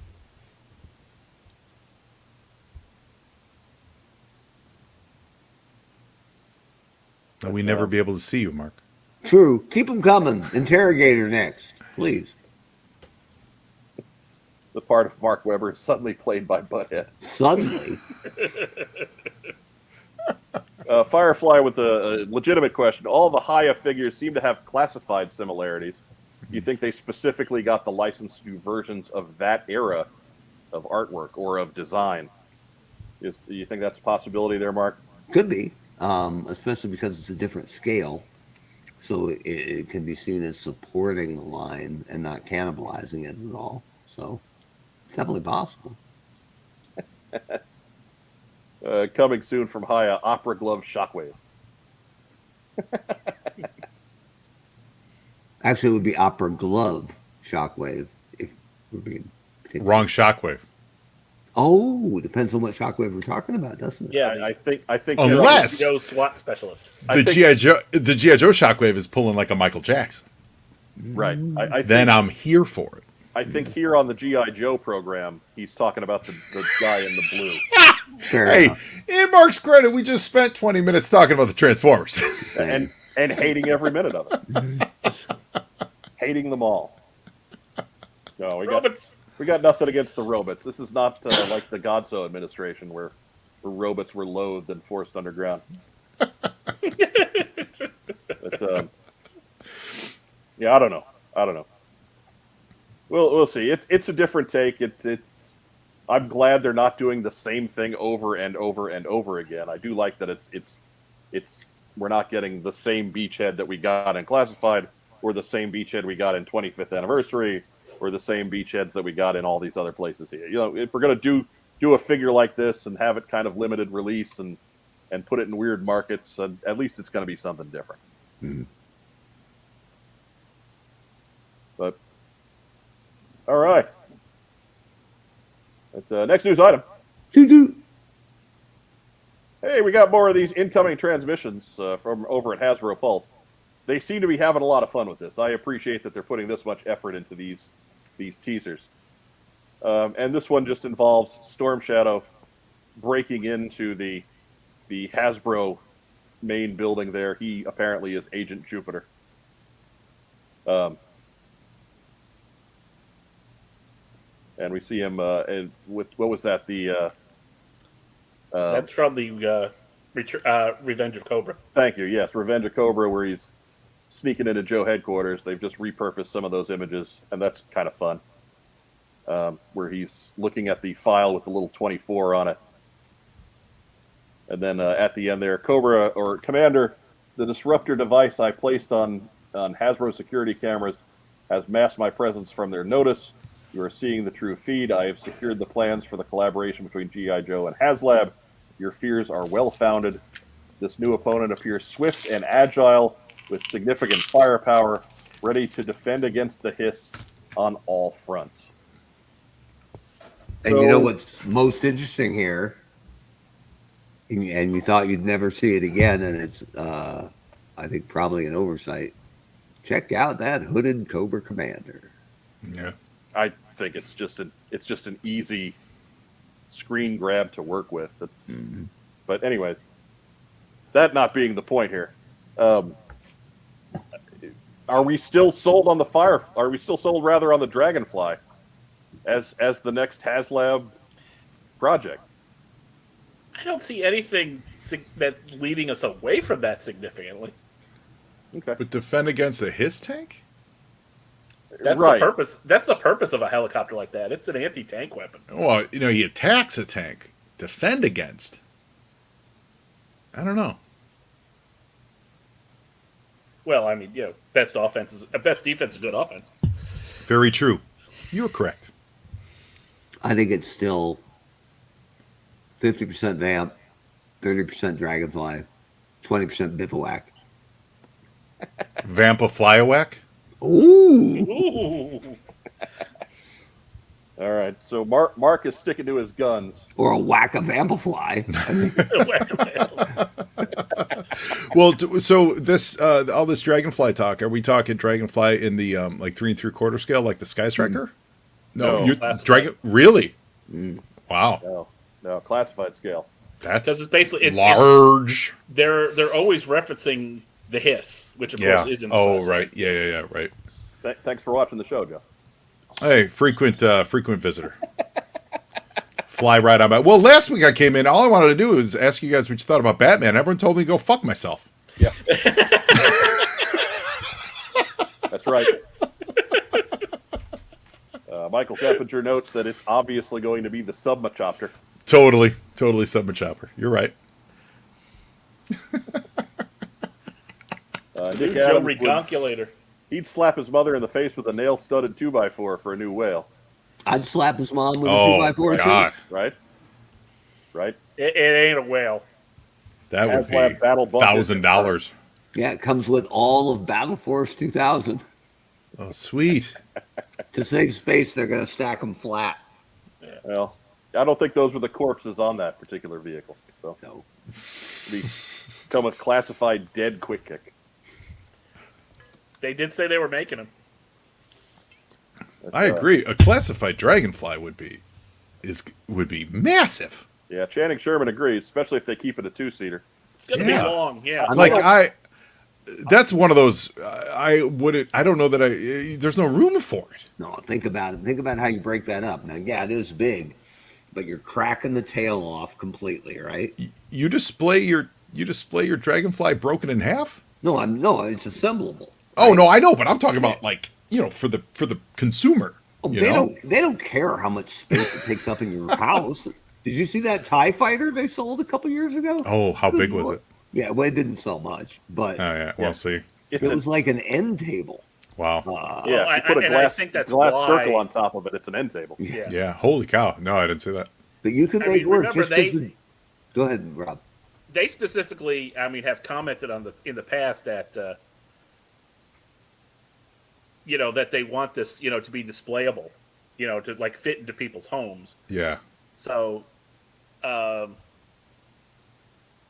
think the Dragonfly might be the max. I mean, just the Says the company that made circumference- Jabba's sail barge. Come on. circumference on the rotors alone. Yeah, but they don't. I don't think they're that worried about your house. I think they're worried about the box it ships. They in. should be. Yeah. My house doesn't have that kind of room.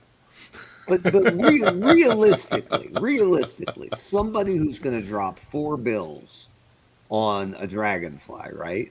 Somebody who's that committed to a collection, an adult collector with that Sure. much disposable income, what percent of those people are going to go, it's too big, I can't buy it?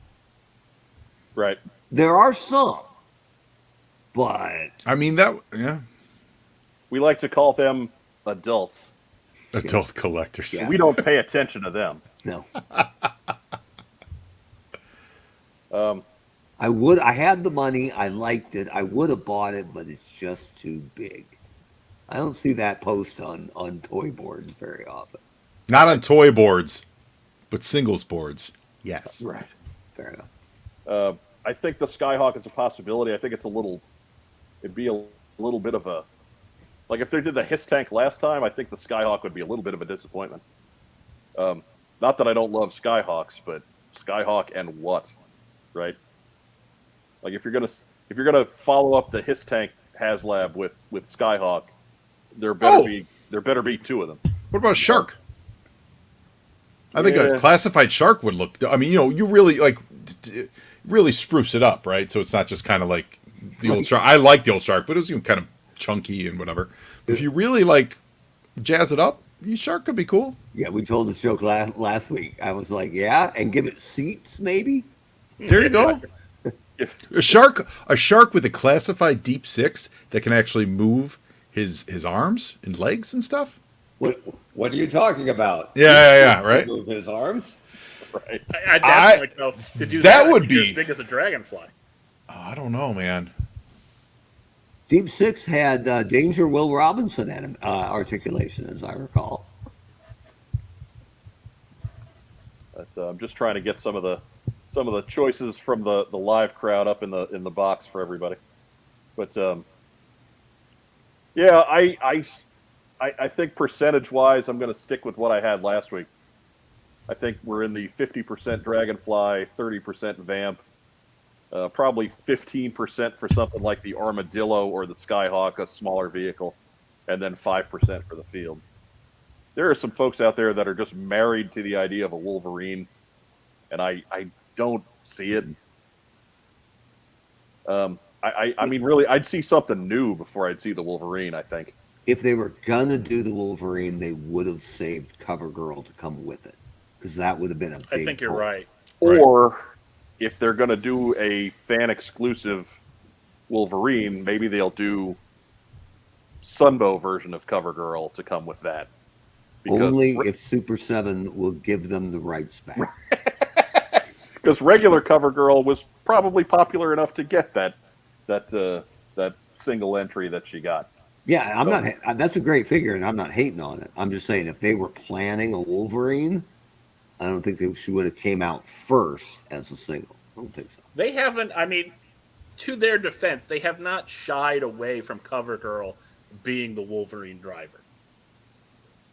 You know, I mean, the box art has her riding the Wolverine. Mm-hmm. The iPad she comes with has the Wolverine schematics on it. So it's not. It's not out of the realm, right? It's not out of the realm, right? But yeah, I think if they were going to do a HasLab Wolverine, that's just where Sunbow CoverGirl comes in. I don't know if the Wolverine's enough of a punch for a HasLab. Right. But, you know. Right. There's a plan there, but is it a plan that anybody would care about?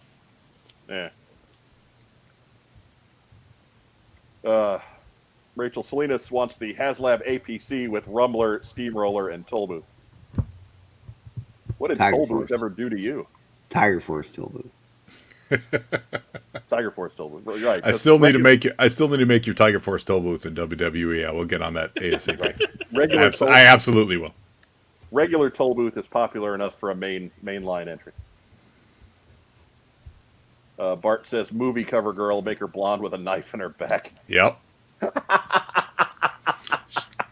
She could come packaged with the Dead Battle Force characters. Right. Andre Kim believes tank type to countermeasure the hiss eliminates the smaller vehicles. Welcome to the show, by the way. That's a new name there. Daredevil Dave likes the Warthog. Torpedo 83 says the Vamp with a Sears exclusive HAL. That'd be fun. I mean, they put the tow hook right on the hiss tank. So at some point they got to be thinking about towable stuff in the classifieds. Pretty sure if they were going there, it would be Vamp with the MMS, just because it's half the size. Right, the comps is the same kind of thing. Sure. Andrew Gaugan, let's look at this from another angle.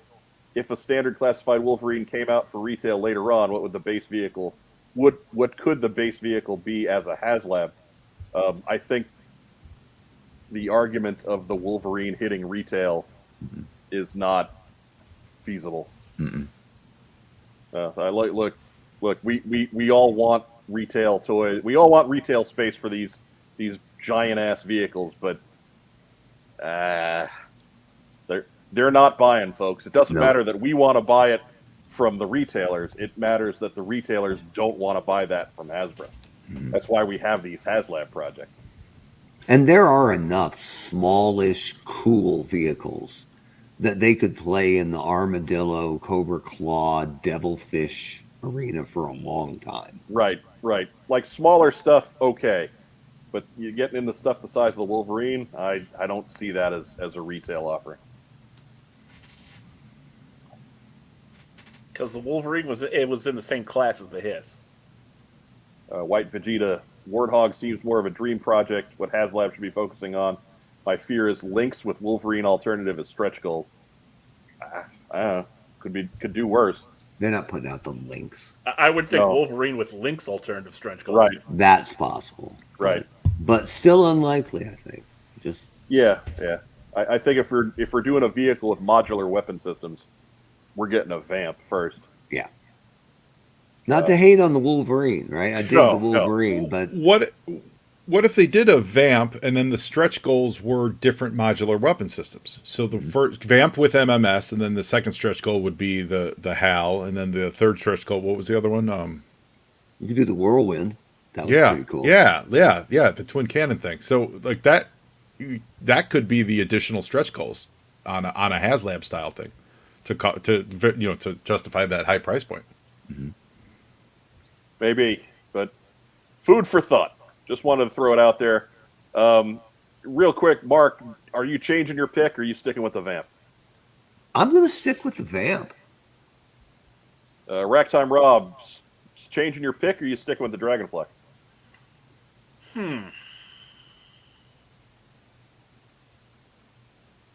Something tells me they might be stretching a little bit, which is why I'm still thinking maybe Dragonfly.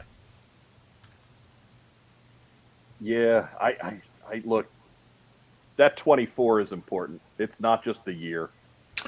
C.S. Sherman, you're totally right. I'm sorry, I didn't mean to steal your idea there. I don't know if I saw it in the chat or not, but yeah, C.S. Sherman said exactly what I was saying in the chat comments earlier on. You're 100% right.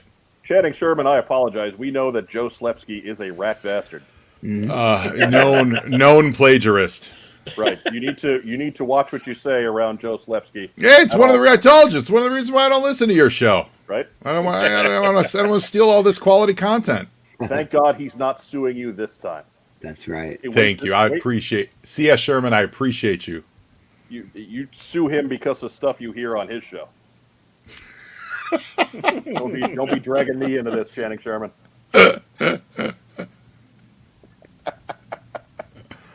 It's Andre Kim is with Rob and I. Helicopters are the natural counter to tanks. Again, I think that 24 is important. I think that was the Easter egg, especially now. Like last week, you could have talked me out of it, but now that it's back there again, I just can't. It's tougher to talk me out of it now. So, anyways, this is fun.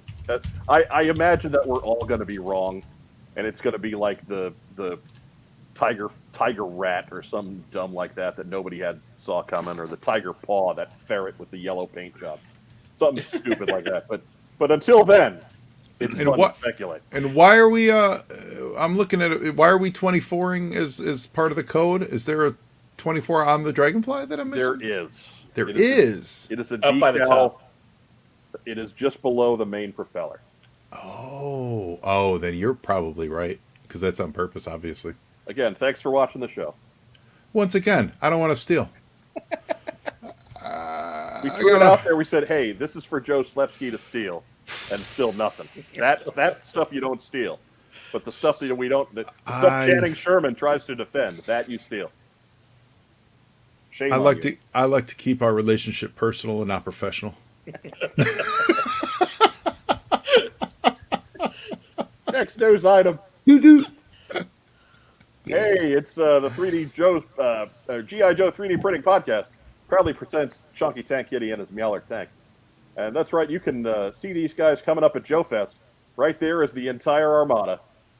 $10 a piece, available at the Mark II design booth in Augusta, Georgia, a weekend from not this coming weekend, but the weekend after, June 10th and 11th. That's their little Tupperware container. So your Chunky Tank Kitty will be safe for its voyage home. And be sure to follow Michael Kleppinger. That is at TechnoViper3D on Instagram. You can see all his work here. And Chunky Tank Kitty, also, the MoCat will make its debut. And you can see the little cat with a Steeler visor in the turret. He will be available in very limited quantities, also at Joe Fest. So be sure you're hitting up the Mark II design booth. While you're there, make sure you get to what's on Joe Mine Clicky Pen, and maybe a business card and all that other cool swag that we're giving away. Cheapest big spender, his money is on the HasLab Meowler tank. I'd flip. That would be awesome. Chunky Tank Battalion, better look out, Cobra. Diana Davis going nuts for the MoCat.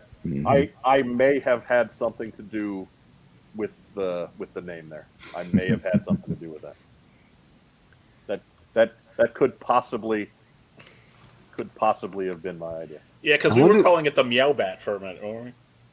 Yeah, what's the official word for a group of Meowler or Chunky Tank Kitties, right? Like murder of crows. It has to be something cool. Well, I think you A need murder to, of Meowlers. yeah, get what is a group of cats called? What is a group of house cats? Is it a herd? Too many. I think you got to hit Google on that one, Mark. Let's see what I can do about that. All right. It's a hammock of kitties. A hammock? That's pretty awesome. Oh, I think a group of cats is just called a jazz band. Ooh, that's pretty sick. We looked this up. Spoiler or foreshadowing. What's a group of tigers called? Anybody know except Mike? They don't know, Mark. Just tell them. It's an ambush of tigers. Is it really? Awesome. That's pretty cool. Take that, Pride Alliance. We're going with Ambush of Tigers. I would have go. It's a desk of hippos. And then, of course, while you're at Joe Fest, be sure to check out the 3D, or rather the 3D printing podcasts panel.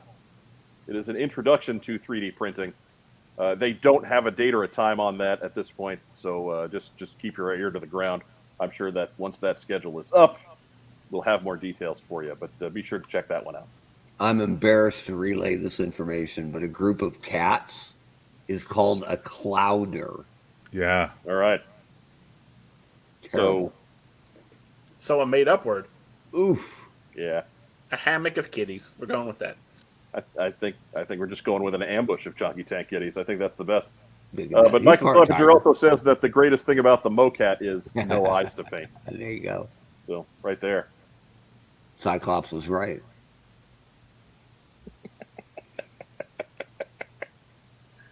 So that is the news.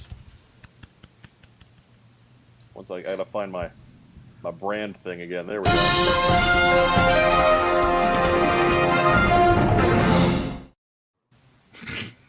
We'll right into a word from our fine sponsors at Kokomo Toys. We'll be right back. We buy, sell, and trade vintage and modern toys. G.I. Joe, Star Wars, Transformers, Marvel, DC, and more. Located in beautiful downtown Kokomo, Indiana, we are open every Wednesday through Saturday from 12 to 5. It's a theme park of nostalgia. Join the thousands of people who have traveled from all over the Midwest for over a decade to buy and sell with us. Get your geek on.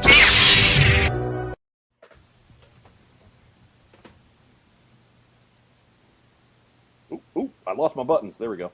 What? But we're gonna real quick get to the moneymaker.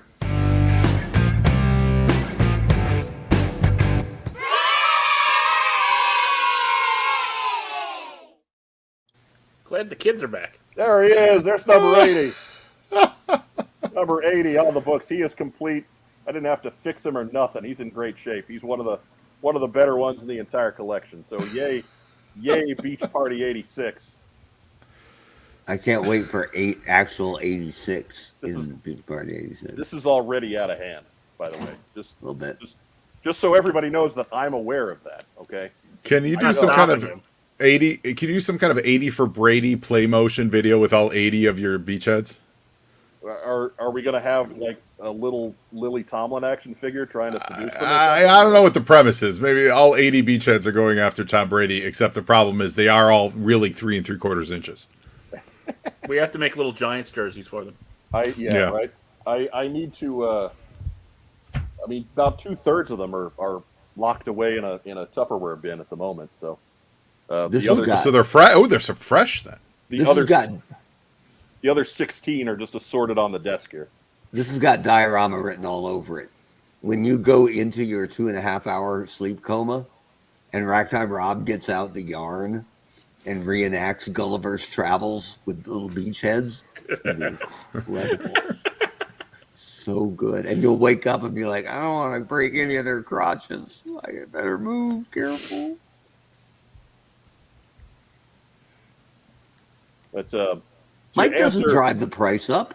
to answer David Allen's question, Best beachhead from the 2000s, I'm going to go with the Pursuit of Cobra beachhead, the Urban Attack beachhead. To answer the question, he was after me for like 3 weeks. I'm going to give it the lack of suspense answer. His palette's a little dark, but he's a solid figure. Look at Photo Viper besmirching your good name. Thanks for driving. Thanks for whatever. Mike's been pretty clear about there's a line, and right. I am a cheap tightwad bastard about buying these things. So I buy anywhere from very good to out and out terrible. But I don't spend a lot of money on any of these guys. So I am a disciplined eBay shopper and an occasional toy show peruser. But there's a line I don't cross on it. So. Look, y'all are going to be kissing Mike's ass when his beachheads are the only thing stopping Adam Rich's Royal Guard invasion of the universe. Right? Right? Or, he'd be driving up the price on those, except it's the Royal Guard and he's the only one who wants them. Or Brian Kaufman's Crystal Ball. Right? Or Joe Colton's Red Ninja Armada. Right? But I've got 2 Snake Eyes. There you go. P.T. Davis, I think he only has like 5 beachhead, just holds up the same one week after week. Look, No. there's a witness, and like Ragtime Rob is family, so he can't be paid off. He would love to spill the tea in a negative way in this regard, but no, there are actually 80 of them. I am the cheapest Big Beachhead fan. That is correct. I like how this has become a segment all on. It has to be. Because at this point, like, I'll find another one and they'll pile up on me, and I don't want to do a film intro for something I don't use. So, anyways, we're running short on time, so I'm calling a moratorium on the rest of what we got in. We'll save it for next week. Except for you, Joe Slepsky. What'd you get in? Well, I got a bunch of stuff. Who did I get last week? I finally got my Hawk. I always needed a G1 Hawk, like an OG Hawk. I finally got a Hawk, and I got him at a really good price, in good shape. Like The swivel? 1983? Yeah. I never had them. I always avoid it. And every time I've been trying to find a nice condition one for a good price, and I found a really nice one for like $12. I don't think they. Oh, wow. I don't think they realized it was Hawk. I think they thought it might have been a different, different one. Do you have everything? Helmet, visor, file card? No. But Look, that's okay. You can add that stuff later. yeah, you get all that stuff later. Plus, I've got a lot of the OG stuff, in my thing. I got me a Python Copperhead. I also got a complete Toxo Viper Flint, which is fun. Nice. Yeah. Yeah, so I was in Chicago and I hit a couple joints that really had a nice selection of stuff. So I got a Gung Ho, Battle Core Gung Ho on card, and just fun stuff that I is not in my collection. Diana Davis notes that people think she's nuts. She doesn't have hundreds of the same Duke figures. Yeah, but you know what? Hey, people are talking about it, so that's all that matters. Anyways, so good that you had a good trip to the Midwest, Joe. Thanks for calling. Yeah. It's good to see you. It's great to see you guys. Oh, wait, you didn't. You didn't call. For the record, we did discuss this. You and I did have this conversation. We talked about it. We absolutely did. No, I was. Did you call? No. No, I didn't call. No. But I did ping you. I did say, hey, I was coming home. But no, I go home. I got to see family. I got stuff to do. One of these days, we'll when you're in town, we'll make the run up to We Chicago. 100% will. Yeah, no, it was on my mind. It was absolutely on my mind. I mean, what just from I did ask what day you were getting in, and you said Tuesday, and that was like, well, that's the end of that. Yeah.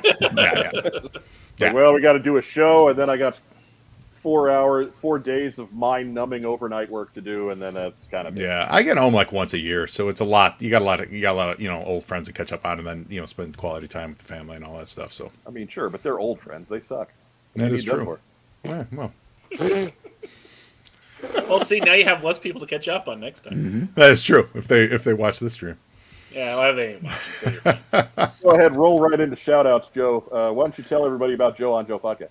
Oh man, JoJo Podcast. It is my show. We drop episodes every Wednesday. We talk about. I talk about all the Joe stuff that I love. So I've covered all the episodes of the Sunbow cartoon. I've covered all the DICs, the Extremes, and then I've actually literally personally gone over every single issue of the Real American Hero Marvel comic book. So every issue has an episode. So there's 7 years worth of episodes. They're evergreen. So they're not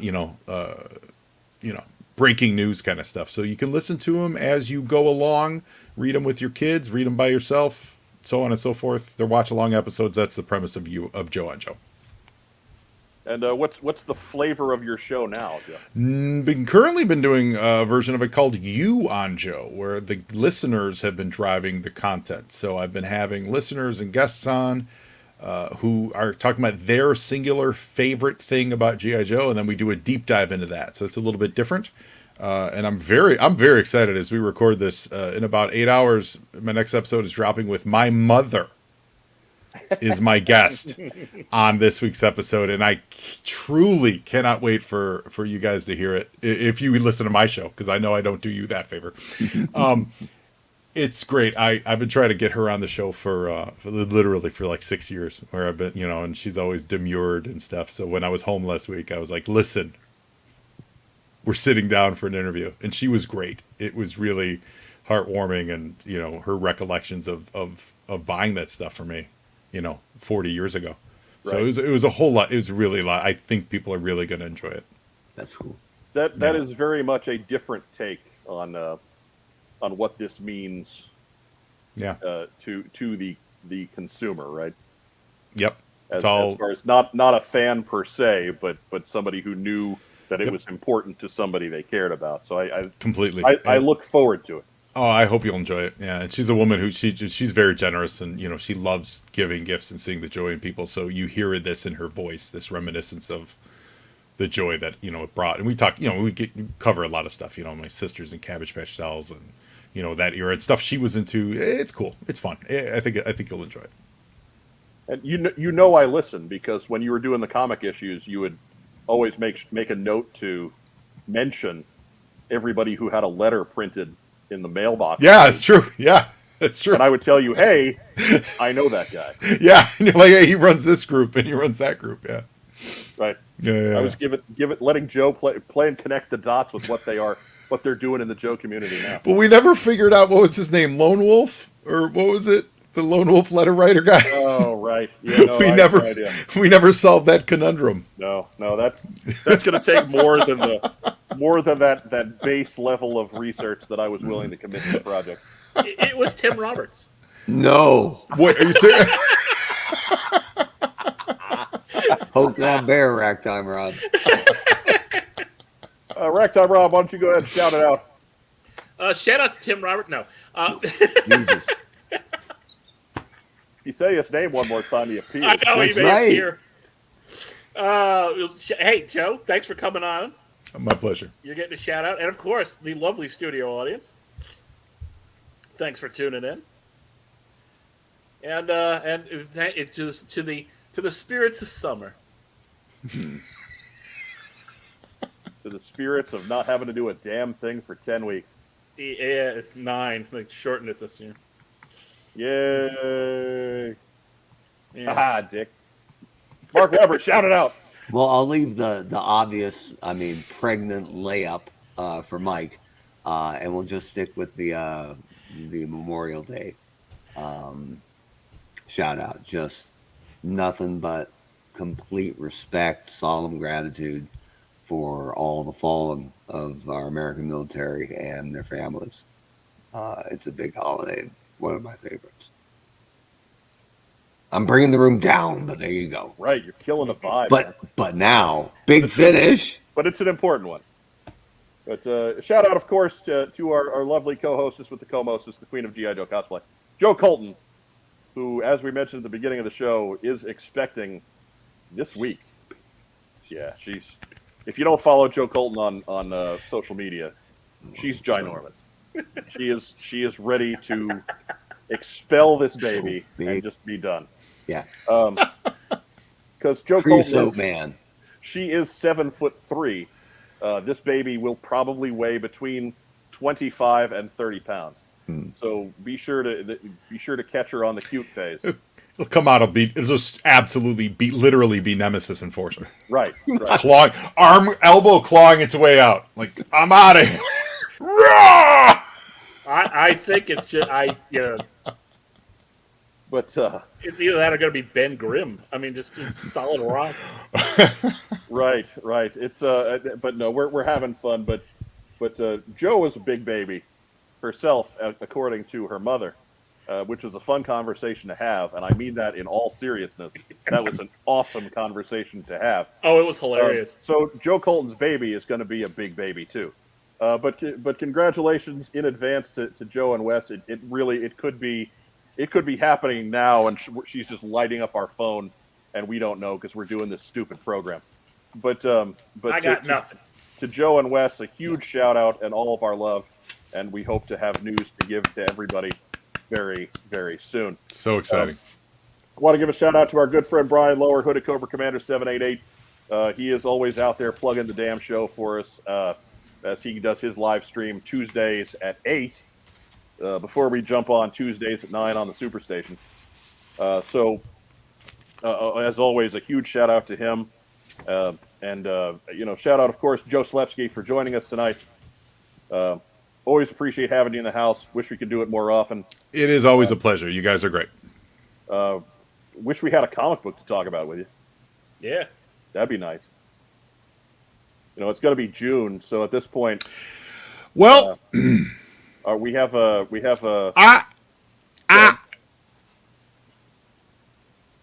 I'm not supposed to say something, but there should be news coming out soon. Yeah, we figured. Yeah, it's either Yojo June or San Diego. We're gonna know something at that point. Yeah, it was something was announced on a call to retailers. Right. So we figure that, but it's going to be at least 3 months from June. Yeah. Oh yeah, and we're not going to see any. Yeah, we probably won't actually see anything this year. Right. So it's a long time coming. Yeah. So we would love to do a rack time style show for you, but we got to have a comic book first. But of course, shout out to everybody involved with the GI Joe brand. Thank you so much for all the work that you do to keep us all happy and excited and looking forward to stuff and giving us enough material to do a 2-hour show every week where we ramble on endlessly. And of course, thanks to you, whether you're catching us here live, or you're catching us on recording on YouTube, or you're catching us on a audio replay. Be sure, if you're on YouTube, give us a like and a subscribe. Subscribe to the channel. Past watching us, that's the best thing you can do to help us out. We've got our swag shop link down below. We've got our coffee link down below. If you've got a few dollars laying around and you want to pick up some What's on Joe merchandise, or you just want to support us, those are there for you as well. Our social media is down there as well. So be sure to just gorge yourself on all the What's on Joe mind your body can handle. Diana Davis notes, there's more comic book news than we know. Actually, we know. That's exciting, Diana. I love it. Can't wait to hear it. Just under the wire. Right? We know. We just can't talk about some things. Right. And thanks to all the comments. You guys are great. Appreciate you watching. Except for that one guy. Oh, wait, that was last week. That was last week. We don't care about him anymore. Chastised Except for the Riddler. Right. But that's all we got. Of course, Kokomo Toys. That's right. We haven't sung the theme song in a while. We'll probably keep it that way. But everybody have a great rest of the week. We hope to have more news for you, plus a special edition later this week. But until then, have a great rest of the week. As our friend Vagon likes to say, stay safe, and if you can't, be careful. Catch you next Tuesday at 9 for the next What's on Joe Mind team stream. Yo, Joe.